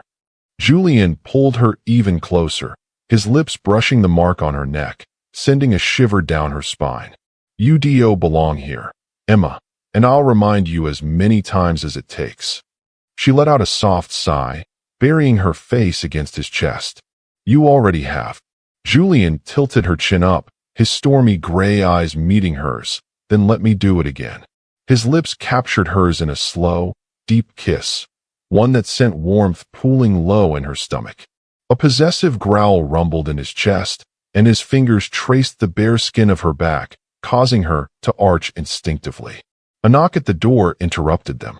Your Majesty, Luna, came from the other side. The home is waiting for your presence. Julian exhaled sharply, pressing one last kiss to Emma's forehead before rolling onto his back. I don't want to leave this bed, he muttered. Emma chuckled, propping herself up on her elbow. Neither do I, but I suppose we have a kingdom to rule. He smirked, tracing a lazy finger along her arm. I'll give you 5 more minutes, and then you'll OWE me. She arched her brow. Oh, you what? His gaze darkened, filled with promise. You'll find out later. Emma couldn't wait to see Lucy, knowing her friend had no idea about the monumental shift that had occurred. As she entered her Luna's suite, she found Lucy already there, lounging on the plush sofa, her bright eyes widening the moment she saw Emma. You look different, Lucy said, sitting up straight, her gaze sweeping over Emma with curiosity. More radiant, more. She trailed off, then gasped. Wait a second, he marked you, didn't he? A blush crept up Emma's cheeks, and she instinctively touched the fresh mark on her neck. Yes, she admitted, her voice soft yet filled with meaning. It happened last night. Lucy let out an excited squeal, launching herself at Emma and pulling her into a tight hug. Finally, I knew it would happen sooner or later. She pulled back, studying Emma's face. How do you feel? Was it everything you imagined? Emma let out a small laugh, sitting beside her. More, it's like something inside me finally clicked into place. It's overwhelming, but in the best way possible. Lucy grinned, nudging her playfully. And Julian, how's our OHSO intimidating Lycan King handling being mated? Emma rolled her eyes, but couldn't hide her smile. Possessive, protective, and completely unwilling to let me leave the bed this morning. Lucy laughed. Sounds about right. Emma's smile faltered slightly as she exhaled. But I can't just revel in this forever. There's so much happening today, and well, I know not everyone in the pack is happy about me being here. Lucy's expression darkened slightly, but she quickly shook her head. Forget them. You're their queen now, whether they like it or not. And besides, I have a feeling you're about to prove them all wrong. Emma squeezed Lucy's hand, grateful for her unwavering support. I hope so, because I refuse to fail, not now. Julian was in an unusually good mood as he entered his office, a rare expression of contentment playing on his face. The moment he stepped inside, Elias, his ever-loyal beta, was already waiting for him, arms crossed and an amused smirk on his face. "You seem relaxed," Elias remarked, tilting his head. "Not something I'm used to seeing." Julian exhaled, rubbing the back of his neck as he leaned against his desk. "Let's just say it was a long night," he muttered. Though the hint of satisfaction in his voice didn't go unnoticed, Elias chuckled. "I take it our Luna is now officially yours in every way." Julian's gaze darkened with possessiveness. "She was always mine, but now there's no doubt in anyone's mind." Elias nodded approvingly. "Good, because the pack needs to see it, to feel it. The Luna ceremony will solidify her place among them." Julian sighed, his expression hardening. "Not everyone will accept her right away, but they will learn. I need you to oversee the preparations for the ceremony. Everything needs to be perfect." Elias inclined his head. "Consider it done. But there's something else you should know." Julian's relaxed demeanor shifted instantly, his instincts sharpening. "What is it?" Elias leaned forward. "Mona Lisa vanished from sight, and I don't trust it. My spies report she has been making contact with the old alpha of Emma and Lucy's pack." Julian's jaw tightened, his wolf stirring with a growl. "Duncan, that bastard always saw Emma as a stain on his pack. If he's working with Mona Lisa," Elias nodded, "then we have a problem. I suspect she's feeding him ideas, twisting the truth, rallying him against Emma's rule." Julian's fingers curled into a fist against his desk. "He won't get far. We've dealt with worse threats." Elias smirked. "Of course, but we'll need to stay ahead of them. I'll continue tracking their movements." Julian's expression darkened. "Do that. And Elias, if Duncan or Mona Lisa makes a move before the ceremony, I want to know immediately." Elias bowed his head. "As always, my king." The kingdom was preparing for her official Luna ceremony. The pack was eager to celebrate, but she knew not everyone welcomed her with open arms. By the Yandi of the week, the palace was filled with preparation. The great hall was decorated with banners of deep blue and silver, the colors of the Lycan royal house. Pack members gathered, eager to witness the coronation of their queen. Emma, now adorned in a flowing gown of midnight silk, sat beside Julian at the high table, accepting well wishes and warm smiles. But far beyond the celebrations, Mona Lisa seethed with rage. She had barely contained her fury when she had heard the news. Emma had been marked. Julian had made it official. Emma, a rogue, was now Luna. It was the final betrayal, the final nail in her coffin. She refused to accept it. Mona Lisa's travels led her through the dense forests to the outskirts of a familiar territory, the land of Emma's former pack. A twisted smile curled on her lips as she entered the stronghold of Alpha Duncan, the one man who hated Emma more than she did. "The rogue queen must be eliminated," Mona Lisa whispered, her voice like poisoned silk as she spoke to the brooding Alpha, his eyes dark with resentment. "I can help you take back control. Together, we can bring her downfall." Alpha Duncan narrowed his eyes, considering her words. He had despised Emma and Lucy for surviving when their parents had been executed under his command. That a rogue now sat beside the Lycan King was an insult to everything he believed in. "I won't allow her to rule," he growled. "The other alphas will join me in this." Mona Lisa smirked. "Then it's time we prepare for war." Back in the Lycan Kingdom, Elias had already begun his own investigation. He had his suspicions about Mona Lisa's next move, and had spies following her every step. The moment he caught wind of her meeting with Duncan, he knew war was inevitable. He immediately informed Julian, whose eyes darkened with fury. "She won't get far," Julian snarled. "She underestimates who she's dealing with." Just as Julian and Emma prepared for the looming threat, an unexpected visitor arrived at the palace gates. The guards tensed as the scent of ancient power filled the air, and whispers spread quickly among the palace staff. An elder, cloaked in deep crimson, stepped forward with slow, deliberate steps, his silver eyes gleaming with both wisdom and sorrow. Julian and Emma had been in the grand hall discussing preparations when a guard hurried in, bowing deeply. "Your Majesty, a visitor has arrived, a Lycan elder." Julian's protective instincts flared, his hand instinctively pressing against Emma's lower back. "A Lycan elder from where?" "He claims to have traveled a great distance, Your Majesty. He said he brings urgent news." Emma exchanged a glance with Julian before stepping forward. "Let him in." Moments later, the grand doors creaked open and the elder entered, his crimson cloak sweeping the marble floors. He exuded an aura of authority, of something old and powerful. His gaze landed on Emma, and a flicker of recognition passed through his ancient eyes. "I have come seeking the Lycan Luna," the elder announced, his voice carrying the weight of centuries. Emma felt an unexplainable pull toward him, something ancient and familiar. "I am Elder Tristan," he said, bowing his head. "I bring word of your past." The great hall fell silent.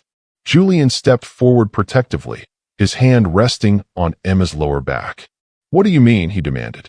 Tristan's eyes met Emma's. "You are not just a rogue who became a queen. You are the last heir of the ancient ruling Lycan bloodline.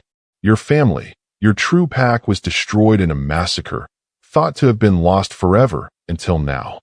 Emma's breath hitched, her mind reeling. "My family, the kingdom that should have been yours, was erased from history. And you were not the only one left behind." The elder stepped closer, his voice heavy with revelation. "You have a twin." Julian's jaw tensed, his wolf stirring protectively. "Where is this twin?" Tristan sighed. "Lost, just like you were, but there were whispers, rumors, that one of your blood still walks this world. I made a promise to your parents before they passed, Luna. I swore to protect you and your twin, but fate had other plans. Now I offer my service to you as I once did to them, if you will have me. And I will not rest until your twin is found." Emma's breath caught in her throat, emotions warring within her. She glanced at Julian, who gave her a firm nod of approval. Taking a steadying breath, she turned back to Tristan. "Then I accept." Emma's hands trembled, her heart pounding. She had spent her life believing she was alone, a rogue with no ties. But now, she had a family she never knew existed. Over the next few days, Tristan spent countless hours with Emma, guiding her through the rich history of her bloodline. He spoke of the lost Lycan kingdom, of its ancient rulers who were known for their unmatched strength and wisdom. He shared stories of her parents, their leadership, and their tragic downfall, painting a picture of a past she had never known. Emma soaked in every word, her heart swelling with both sorrow and determination. She was not just a rogue who had stumbled into power. She was born for it. With every lesson, her confidence grew, her purpose becoming clearer than ever before. Lucy sat with Emma many nights listening to the elders' tales with wide eyes. "I can't believe it," she whispered, shaking her head in awe. "You were meant for this all along, Emma. You didn't just survive, you are the legacy of a kingdom." Emma exhaled, gripping the old parchment in her hands. "It's a lot to take in," she admitted. "But if my parents fought for this kingdom, if they wanted my twin and me to rule one day, then I won't let their sacrifices be in vain." Lucy grinned, placing a reassuring hand on her shoulder. "That's the Emma I know. And just so you know, no matter what happens, I'll be right by your side." The time had come for her to step fully into her role. The night of the Luna ceremony arrived, and the palace was alight with torches, their golden flames illuminating the vast courtyard where the pack had gathered. The scent of fresh pine and blooming moon flowers filled the air as the pack stood in silent reverence. The ceremony was unlike any before, for not only did the entire Lycan kingdom bear witness, but all the alphas of the werewolf realm were in attendance. Among them stood Alpha Duncan, his expression unreadable as he watched Emma ascend to the position he had once condemned her unworthy of. At the center of it all, Emma stood in a stunning silver and midnight gown, her hair adorned with delicate gemstones that shimmered under the moonlight. The elders chanted ancient words, binding her officially as the Luna of the Lycan kingdom. Their voices carried across the night, weaving a sacred bond between her and her people, an unbreakable connection forged in fate and strength. As the ceremony proceeded, Thalo stepped forward, placing a gentle hand over Emma's. "Your parents would be proud of you, Luna," he said, his voice filled with emotion. "Their strength runs through your veins, and tonight, you step into the role you were born for." Julian stood before her, his presence commanding yet filled with admiration. As he took her hands, the connection between them surged, strengthening with each VOW they exchanged. The moment he placed the ceremonial crown upon her head, the pack erupted into a resounding howl, acknowledging her as their true queen. Emma lifted her chin, her eyes glowing with power. She was no longer just a survivor. She was their Luna, their ruler, their protector, and one, not Mona Lisa, not Duncan, not anyone would take that from her.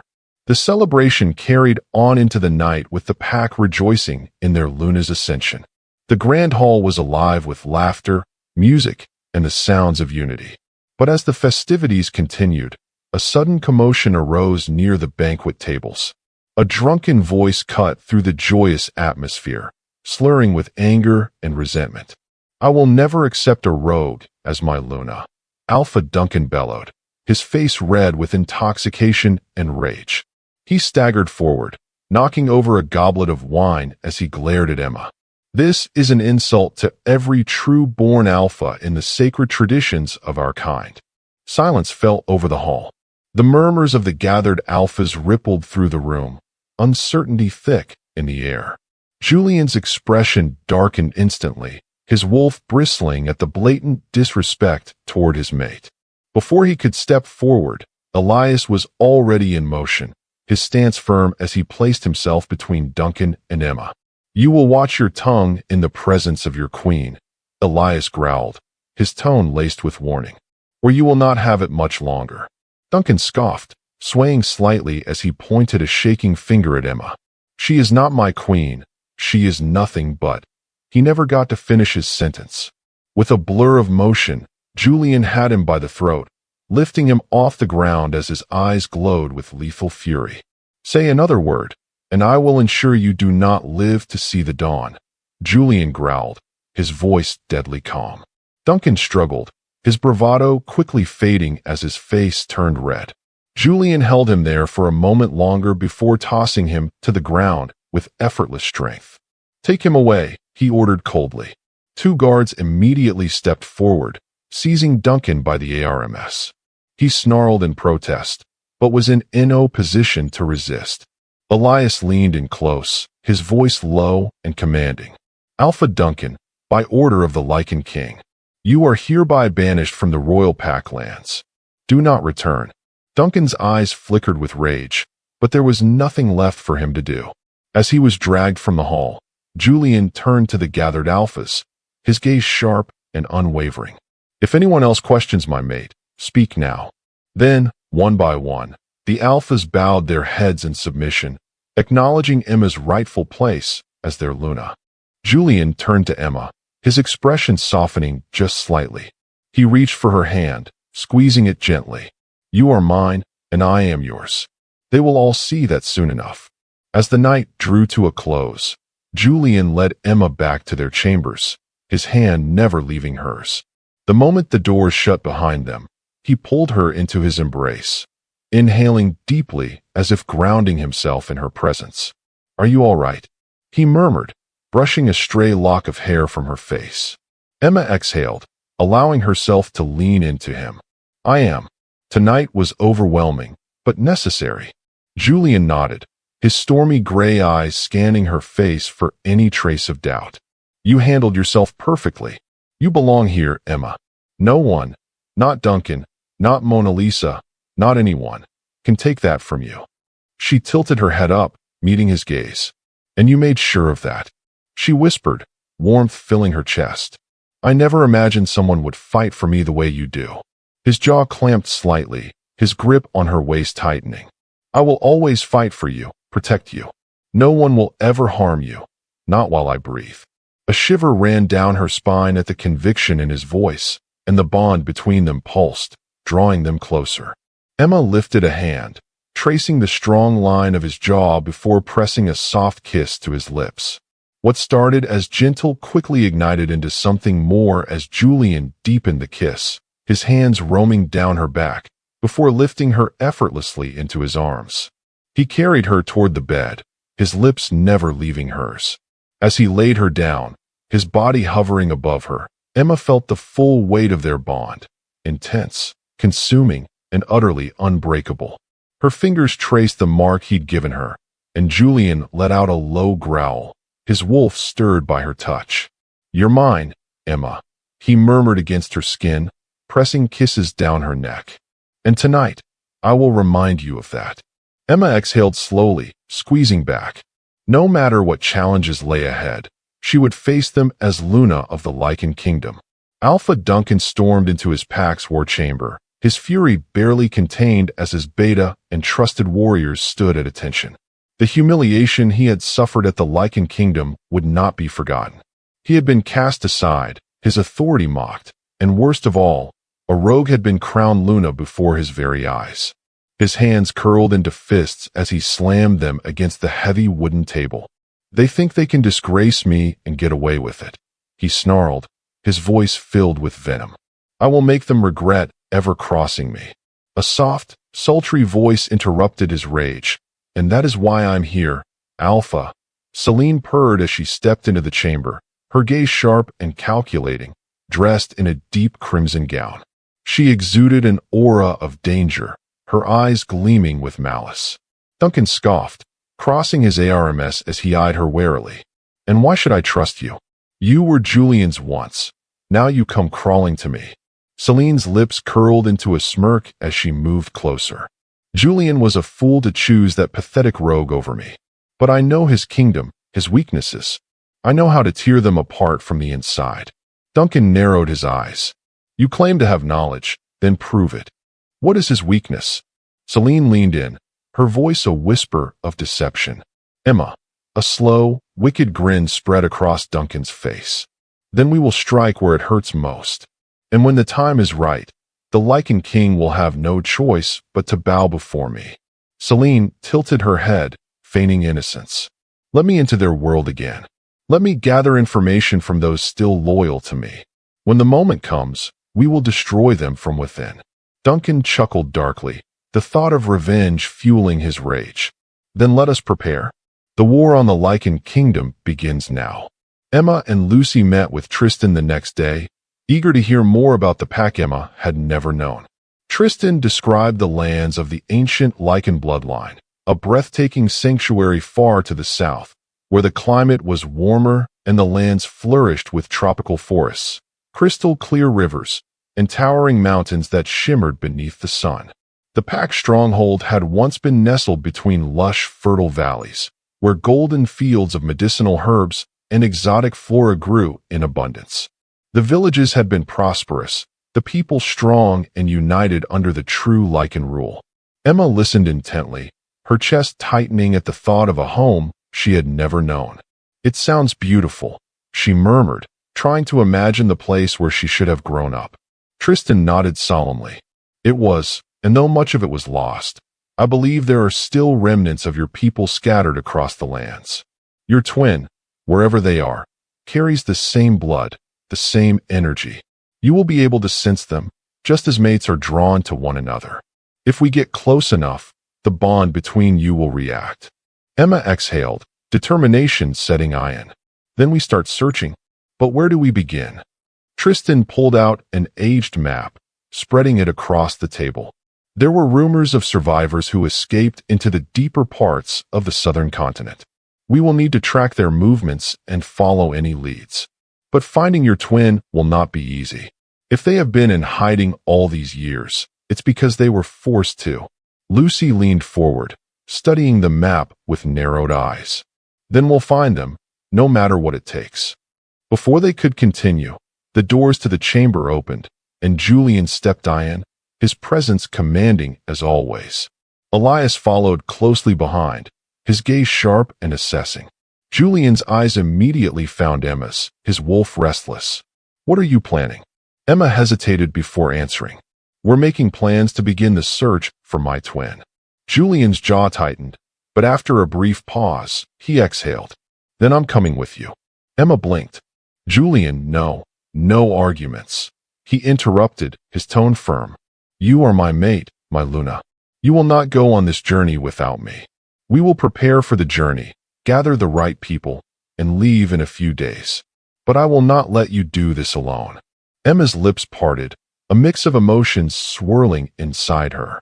But as she met Julian's unwavering gaze, she knew there was no point in arguing. He wouldn't leave her side.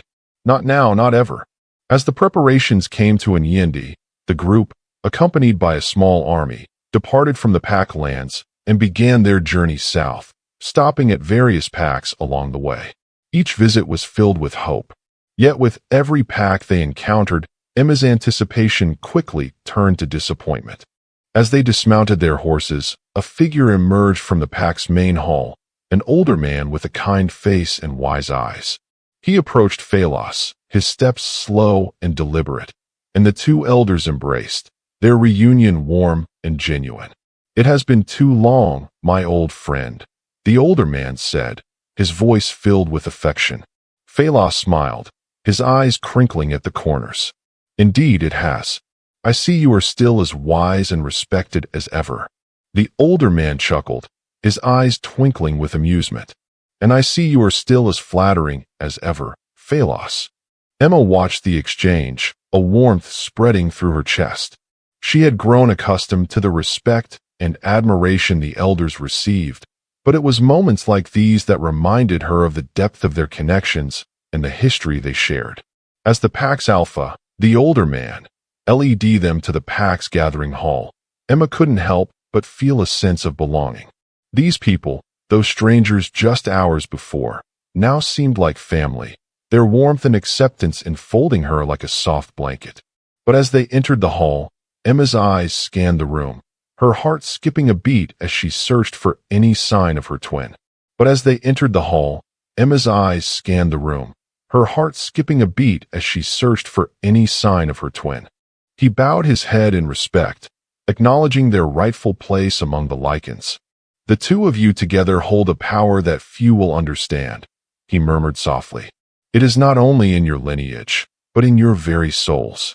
You were meant to find each other again. Thalos sat with them by the fire that evening, explaining the unique abilities that came with their ancient bloodline.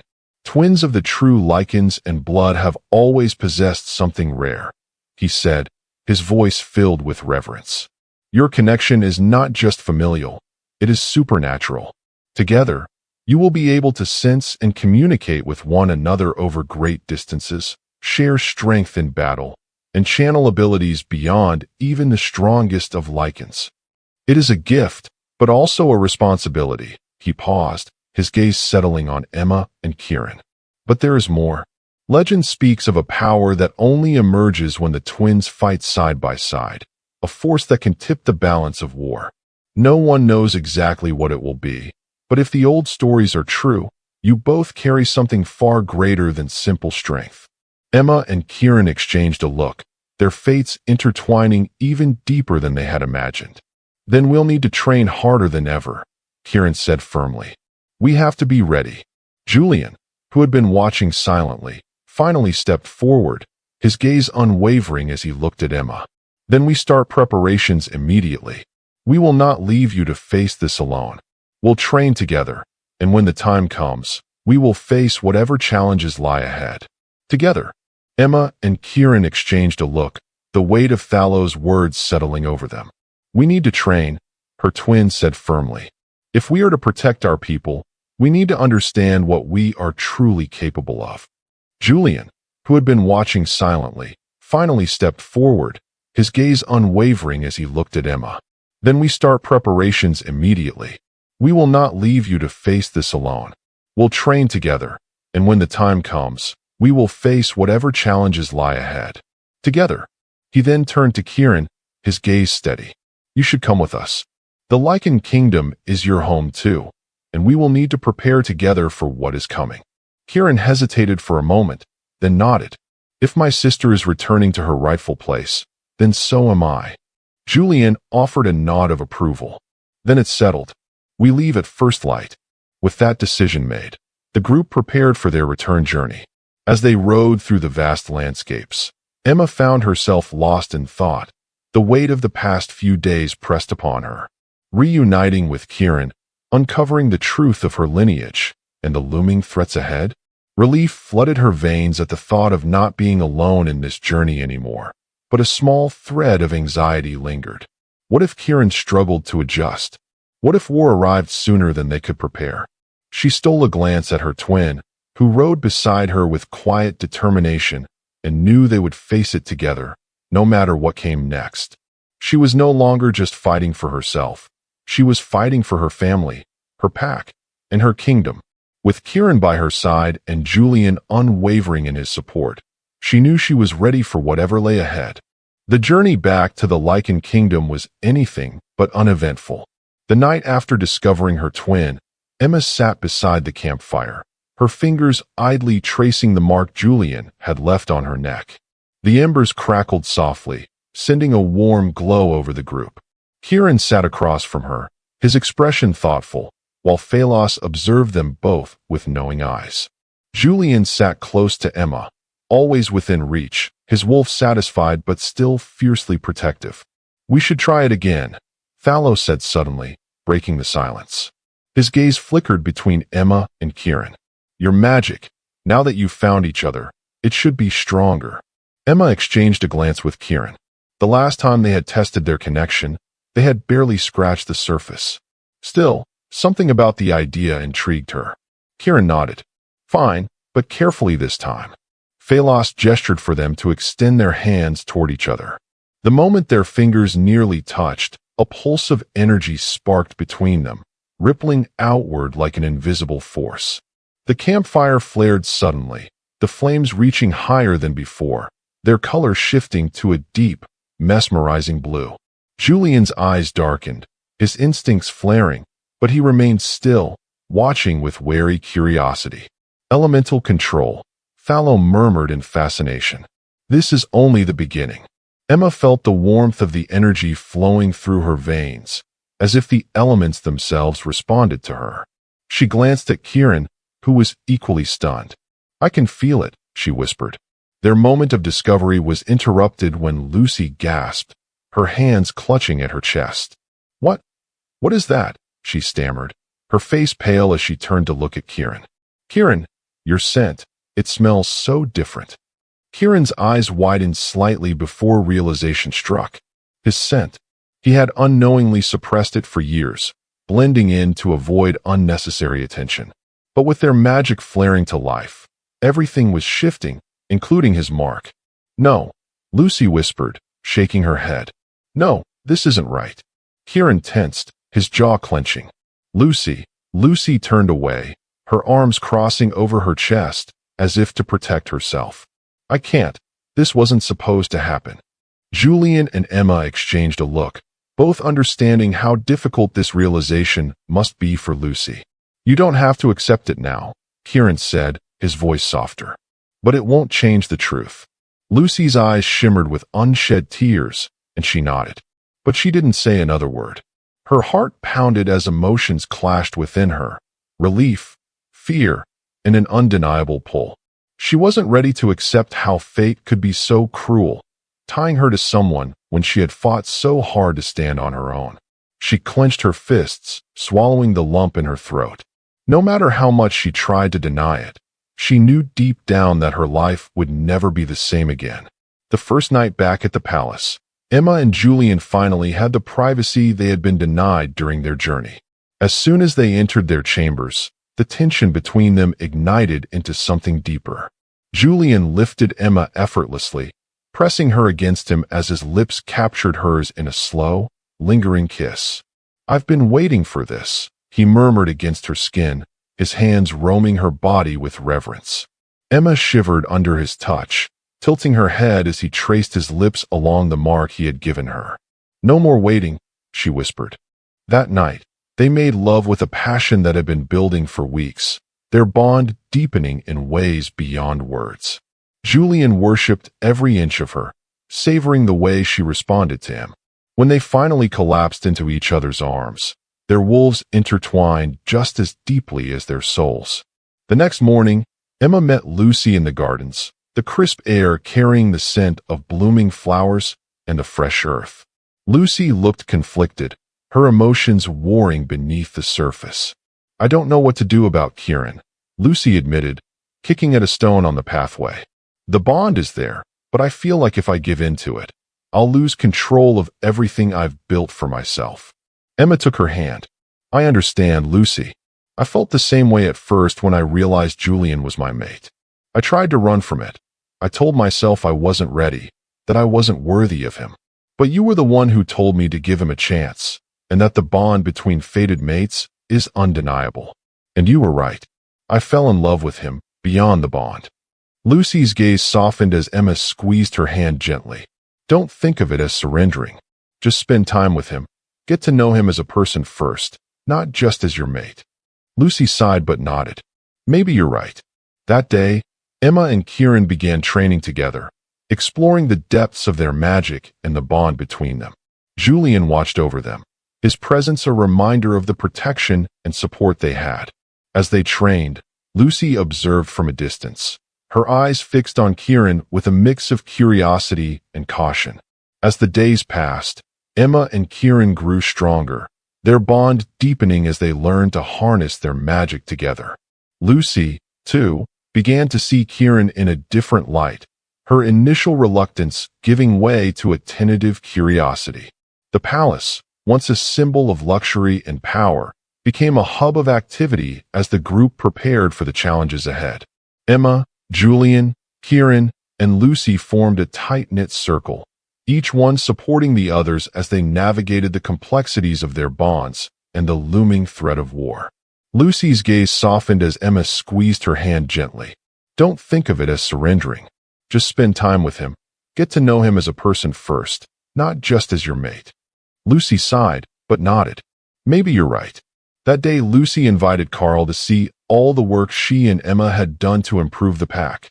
They walked through the marketplace where new shops flourished, the home that was now thriving, and the training grounds where warriors prepared for the kingdom's protection. Carl observed it all with quiet admiration, finally beginning to understand why his sister was so close to Lucy. Life in the Lycan Kingdom was thriving. The once forgotten corners of the city rebuilt and prosperity returned. The people had grown to love and respect Emma, their once skeptical whispers turning into more loyal devotion. Julian had noticed the change as well. He saw the way the pack watched Emma with admiration, how warriors lowered their heads in respect, how children ran to her without hesitation. She had not only earned their love, she had become their heart. That evening, Julian pulled Emma close as they stood on their balcony, looking over the bustling kingdom. "They adore you," he murmured, brushing his lips against her temple. Emma leaned into him, her heart swelling with love, "Because they see what you've always seen in me." Julian turned her toward him, his eyes filled with something deeper than desire, something eternal. "Then let me show you again." With that, he lifted her into his arms, carrying her inside as the night settled around them, sealing their love once more. As soon as the door shut behind them, Julian pressed Emma against the wall, his breath hot against her skin. "I've waited too long for this," he murmured, his voice thick with longing. Emma's fingers tangled in his hair, pulling him closer as she whispered, "Then don't wait any longer."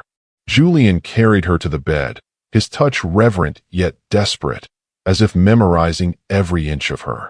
They moved in perfect harmony, their bodies attuned to one another in ways words could never capture. Every kiss, every caress spoke of weeks of restraint finally breaking. Emma gasped as his lips trailed down her body, his touch worshiping her as though she was the very air he breathed. As they gave in to their passion, their wolves howled in unison, strengthening their bond even further. The night stretched endlessly, filled with whispered promises and shared breath, until exhaustion finally claimed them, tangled in each other's embrace. Julian held her close, pressing a lingering kiss to her forehead. "You are mine, and I am yours always." Emma smiled against his chest, her fingers tracing his mark on her skin. "Always," she sighed, shifting closer. Julian noticed her drifting into thought, his fingers brushing along her spine. "What's on your mind?" he asked, his voice low and soothing. Emma hesitated before answering. "Everything. The kingdom, my brother, the powers we're just beginning to understand. I never expected any of this." Julian's grip tightened around her waist, his warmth grounding her. "You were meant for this, Emma. Just as you were meant to be mine. No matter what comes, we will face it together." His words sent a warmth through her, and she turned to face him, pressing a soft kiss to his jaw. "Together," she echoed. The next morning Julian was working in his office. He exhaled as he recognized the scent beyond the threshold. Elias with serious news. "We have a problem," Elias stated, his voice LOW. "Alpha Duncan is gathering more allies. He's not just planning a battle, he's forming a coalition. And it's not just rogue sympathizers," Elias continued. "Some of the Southern Alphas are siding with him. If we don't act fast, we could be looking at a full-scale war." Julian's expression darkened. "Damn it, I was hoping he would fall back after his initial failure." Elias shook his head. "He's too proud for that. Losing the first battle only made him more determined. And with Mona Lisa whispering in his ear, it's getting worse. They want to tear Emma down before she's fully settled into power," Elias said, his voice filled with concern. Julian's fists clenched at the mention of Mona Lisa. "We keep this quiet for now. No need to cause panic within the pack. We prepare in silence, increase training, keep our defenses on high alert, and start reaching out to our loyal allies," Julian said, his voice filled with determination. "Duncan thinks he has the upper hand, but he underestimates us." Elias nodded. "I'll make the preparations." Julian knew he had to tell Emma the bad news first before gathering the council and elders. He found her at the home, kneeling beside a small child who clung to her hand. The sight of her so gentle, so caring, made his heart ache at what he was about to say. She sensed his presence before she turned, her expression shifting from warmth to concern the moment she saw the tension in his posture. "Julian, what's wrong?" He exhaled, stepping closer. "We need to talk." Emma gave the child a reassuring smile before rising to her feet. She dusted off her dress and led Julian outside, where the sounds of playing children faded into the background. "Tell me." Julian ran a hand through his hair, his jaw tightening. "Alpha Duncan isn't backing down. Elias has confirmed that he's rallied more allies, including several Southern Alphas. They're preparing for war." Emma stiffened, her fingers clenching at her sides. "He won't stop, will he? Even after losing the last battle?" Julian shook his head. His pride won't let him, and with Celine at his side, feeding his resentment, he's becoming more dangerous. She took a deep breath, steadying herself. "Then we don't wait for him to strike first. We prepare. We protect our people." Julian's gaze softened, filled with both admiration and the weight of responsibility. He reached for her hand, squeezing it gently. "We'll handle this together." Later that evening, Julian gathered the council and elders in the grand hall. The tension was thick as he addressed them. Alpha Duncan has gathered an alliance of traitorous Southern Alphas and rogue factions. This is not just a skirmish. This is an attempt to overthrow our kingdom. Murmurs of unease filled the room, but Julian raised a hand to silence them. "Let me be clear. Our pack is strong, and we will not falter. We will train, we will fortify, and when the time comes, we will strike back with unwavering force." One elder, a grizzled warrior, frowned. "And what of the Alphas who betrayed their oaths?" Julian's voice was cold, decisive. "When we win, they will be stripped of their titles. Their power will be broken, and their lands will belong to Karl to restore the lost Lycan kingdom. Treason will not be tolerated." A silent agreement settled among the elders. They knew their king would not allow weakness within his reign. With the meeting adjourned, Julian returned to Emma, finding her staring out at the moonlit kingdom. He wrapped his arms around her, pressing a kiss to her temple. "It has begun, but we will finish it." Emma leaned into him, her determination matching his. Together. Meanwhile, after the council meeting, Lucy and Karl walked through the palace gardens, the cool night air carrying the faint scent of blooming jasmine. The gardens, once a neglected space of overgrown vines and forgotten pathways, had yet to receive the same attention as the rest of the kingdom. While Emma and Lucy had focused on restoring the Pack lands, the palace grounds had remained untouched, a silent reminder of past turmoil. Lucy sighed as she traced her fingers along the petals of a rose, her expression troubled. "Everything's changing so fast," she said. "The war, the kingdom, even us. I don't know how to process it all." Carl watched her closely, his gaze steady and unwavering. "You're not alone in this, Lucy," he said. "I know the bond isn't easy to accept, but I meant it when I said I'd wait for you." She turned to face him, uncertainty flickering in her eyes. "It's not about you, Carl," she said. "It's about me. I've spent my whole life fighting for control, for a place where I didn't have to rely on anyone. And now, suddenly, fate has handed me you, and it terrifies me." Carl stepped closer, his presence warm and grounding. "Then let's take it one step at a time," he said. "No expectations, no pressure. Just us." Lucy hesitated, but as she met his gaze, something inside her softened. Slowly, she reached out, her fingers brushing against his. Carl exhaled, his hand closing over hers, and for the first time, she didn't pull away. A quiet moment passed before Carl gently lifted her chin, his thumb brushing along her jaw. "May I?" Lucy swallowed, her heart pounding. But instead of answering, she leaned forward, closing the distance between them. Their lips met in a soft, lingering kiss, neither rushed nor demanding, just the simple acknowledgement of something inevitable. When they pulled apart, Carl's lips curled into a small smile. "See," he said, "one step at a time." Lucy let out a breathless laugh, her fingers still intertwined with his. One step at a time. For so long, she had fought against the idea of fate, against the bond she never asked for. She had spent years building her own identity, proving she didn't need anyone to define her. And yet here she was, standing with Carl, feeling something she never thought she would. Peace. Maybe trusting him didn't mean losing herself. Maybe it meant finally allowing herself to be whole. The next few days, Lucy found herself both drawn to Carl and overwhelmed by the intensity of the bond. Mona Lisa, bloodied and desperate, surged forward with a dagger, aiming straight for Emma's heart. Before Emma could react, Julian intercepted her, grabbing Mona Lisa by the throat and slamming her to the ground. "You never learn, do you?" he growled. Mona Lisa choked, her eyes blazing with hatred. She doesn't deserve to rule. She was nothing, just a rogue.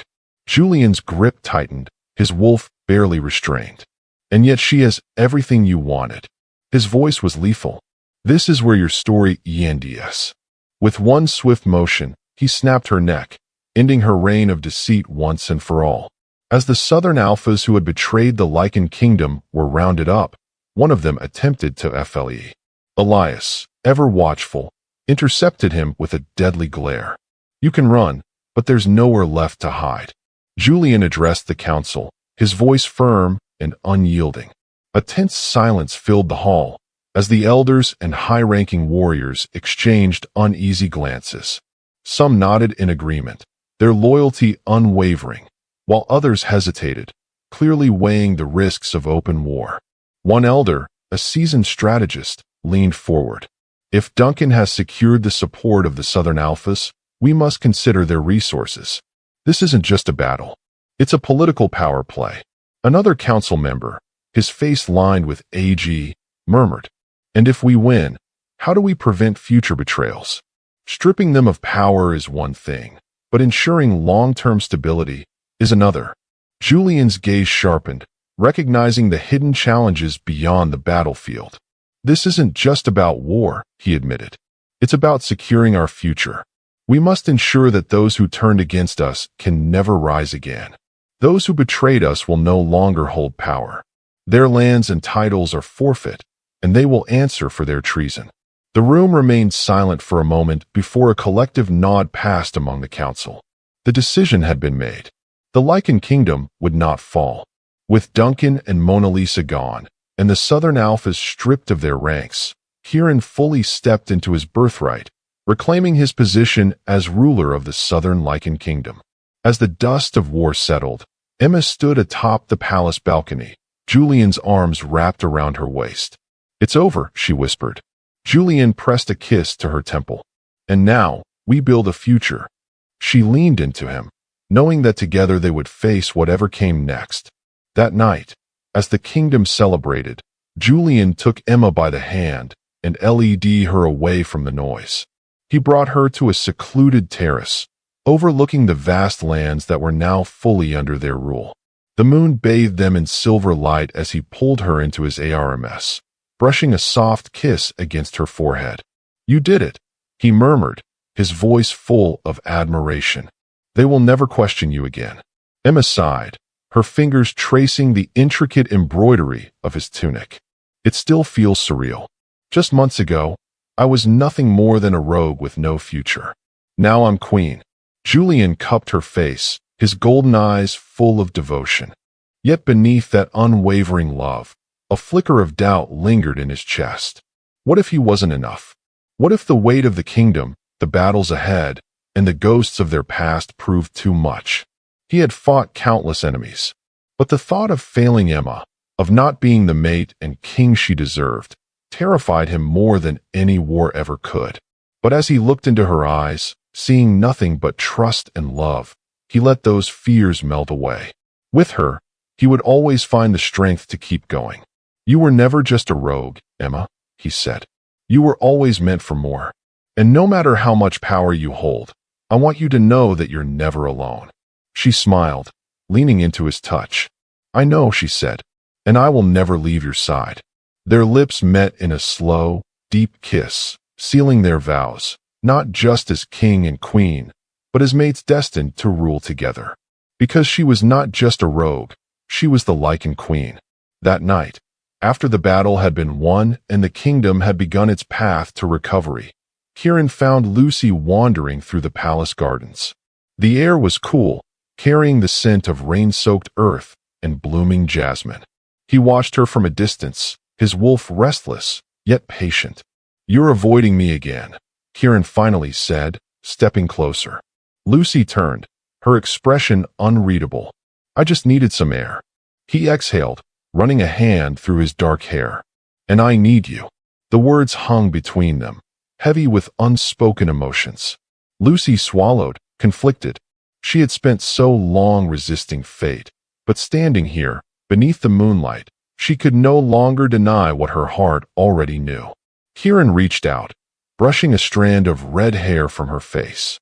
"We've been through too much to keep fighting this, Lucy." She took a shaky breath. "I don't want to lose myself."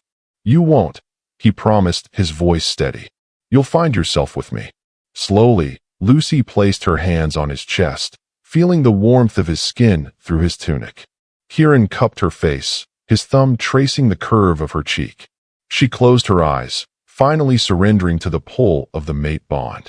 Their lips met in a slow, consuming kiss, one of acceptance, of surrender, of love. The bond between them flared to life, sealing their fates as mates. A soft glow enveloped them, their wolves howling in unison within their souls, recognizing what had always been meant to be. When they pulled apart, Kieran rested his forehead against hers. "Mine," he murmured. Lucy smiled, her resistance melting away. "Yours." As time passed, the kingdom flourished under Emma and Julian's rule. Trade routes reopened, fostering stronger alliances with neighboring pacts, while the pact's defenses were reinforced to ensure lasting security. The once divided kingdom now stood united, its people no longer questioning their leaders, but embracing them with unwavering devotion. Under Emma's guidance, new policies encouraged growth and stability. The home expanded, ensuring no child was left without a home, while warriors trained under refined strategies to prevent future uprisings. The pack lands, once scarred by conflict, were now thriving, a testament to the strength and wisdom of their rulers. One evening, Julian blindfolded Emma and led her through the palace corridors, his hands steady on her shoulders. "Julian, what are you up to?" she asked, laughing softly. "You'll see," he said, amusement lacing his voice. He guided her outside, the cool night air brushing against her skin. When he finally removed the blindfold, Emma gasped. Before her lay the newly renovated palace garden, transformed into a breathtaking paradise. Stone pathways wound through vibrant flower beds. Cascading fountains sparkled in the moonlight, and at the center stood a magnificent glass greenhouse, its structure glowing softly with lantern light. Julian watched her reaction, his heart swelling with satisfaction. "You've done so much for the kingdom," he said. "I wanted to give you something just for you." Emma stepped forward, awestruck. She entered the greenhouse, inhaling the fragrant scent of tropical flowers and lush greenery. Exotic plants flourished inside, creating a hidden oasis of warmth and beauty. She turned to Julian, emotion shining in her emerald eyes. "It's perfect," she said. "Thank you." He pulled her into his arms, pressing a kiss to her temple. "I want you to have a place where you can escape, where you can breathe," he said. Emma hesitated for a moment before stepping back, her hands resting against his chest. She gazed up at him, her expression shifting to something tender, yet uncertain. "There's something I need to tell you," she said softly. Julian frowned, his hands tightening around her waist. "What is it?" he asked. A smile broke across Emma's face as she placed a hand on her stomach. "We're going to have a PUP." For a moment, Julian simply stared, his breath caught in his throat. Then, realization dawned and pure joy erupted in his golden eyes. He let out a breathless laugh, lifting Emma into his arms and spinning her around. "You're serious, E?" he asked, his voice thick with emotion. She nodded, laughing as happy tears filled her eyes. "Yes." Julian cupped her face, kissing her fiercely. "You've just given me the greatest gift," he said. Emma rested her forehead against his, her heart bursting with love. "And you've given me everything I never knew I needed," she said. They stood there beneath the glowing lanterns, wrapped in each other's embrace, knowing that their love had not only survived battles and betrayals, but had flourished into something even greater, a family. Julian pressed a gentle kiss to Emma's forehead, his arms tightening around her. "This is just the beginning," he murmured. Emma smiled, resting her head against his chest, feeling the steady rhythm of his heart. "Whatever comes next, we face it together," she whispered. She was not just a rogue. She was the Lycan Queen,